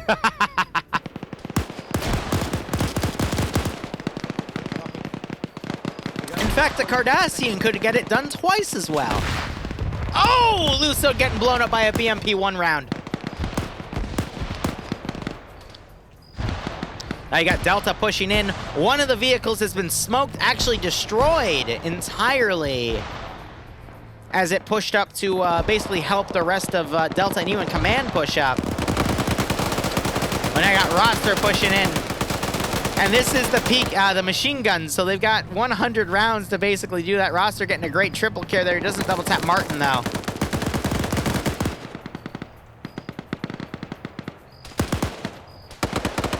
Exactly the dude, exactly. Oh, Depso gets blown up. You got Bane and Roster coming around on the flank. Omega tries to turn and engage. Both of them have their handguns out. Levy comes around to double tap with that marksman rifle.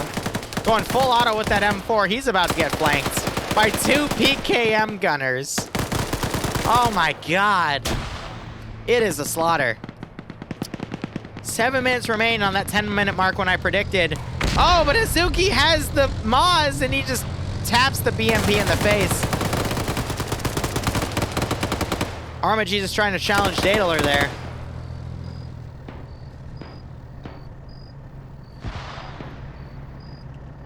Oh! Hey, look, a grenade. Hey, look, Azuki. Whoa, Azuki survived that?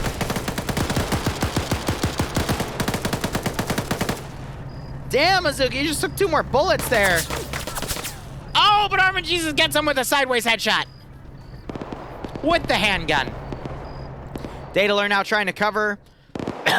Op 4 down to 5 dudes here. Blue 4 has a solid garrison. 2 dudes over here for Blue 4, but Op 4 has a large stake in control right there. And you got the rest of Delta folding in. I think it's a matter of time before Op 4 wins this one, in all honesty.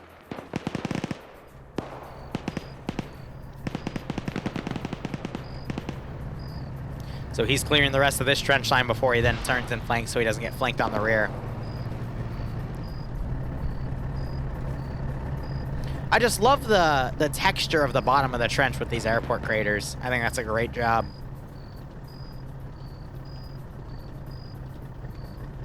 He gets in the BMP-1, probably to check if it's still active.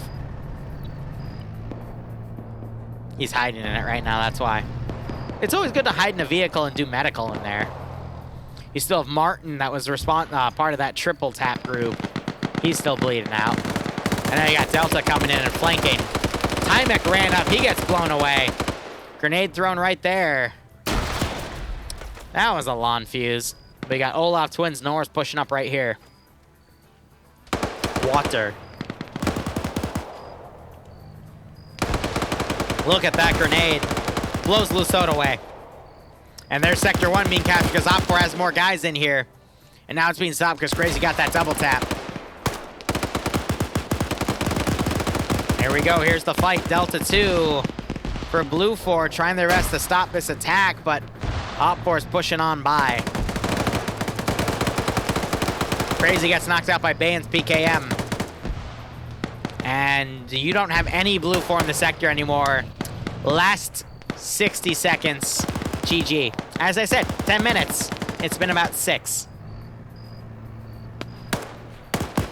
Great execution by Op4, using the BMPs as a sideways distraction, but what really sealed the deal for Op4 was those BMPs, instead of doing their own thing, coming around and helping Delta push this open field as I said they would, taking that area, pushing Blue 4 back, and then they come in to assist the remaining 5 men that were pushing this sector, and they even did it before the Sector 2 squad of Charlie came in on the other side, thus making the round execute even quicker. And we ended just about at 6:30. 5. Excuse me, hiccup. 4, 3, 2, 1. GG. The hiccup saved me. All right, guys, so here's the deal. We will be back in about 90 minutes for a Warhammer 40k Elysian Drop Trooper Op, 3 life, with the 5th OML of our Unmurdered Lady. Normally they play Sisters of Battle. I'm making them do something else instead because they asked for a little bit more variety. Otherwise, after that, we will play more DayZ, and you control the shit out of me on the Namalsk server from House of Trash. So thank you so much for watching. Go operate operationally. Hopefully I will see you in 90 minutes. Otherwise, cheers. Have a good one. I will pay out the prediction when I end the stream.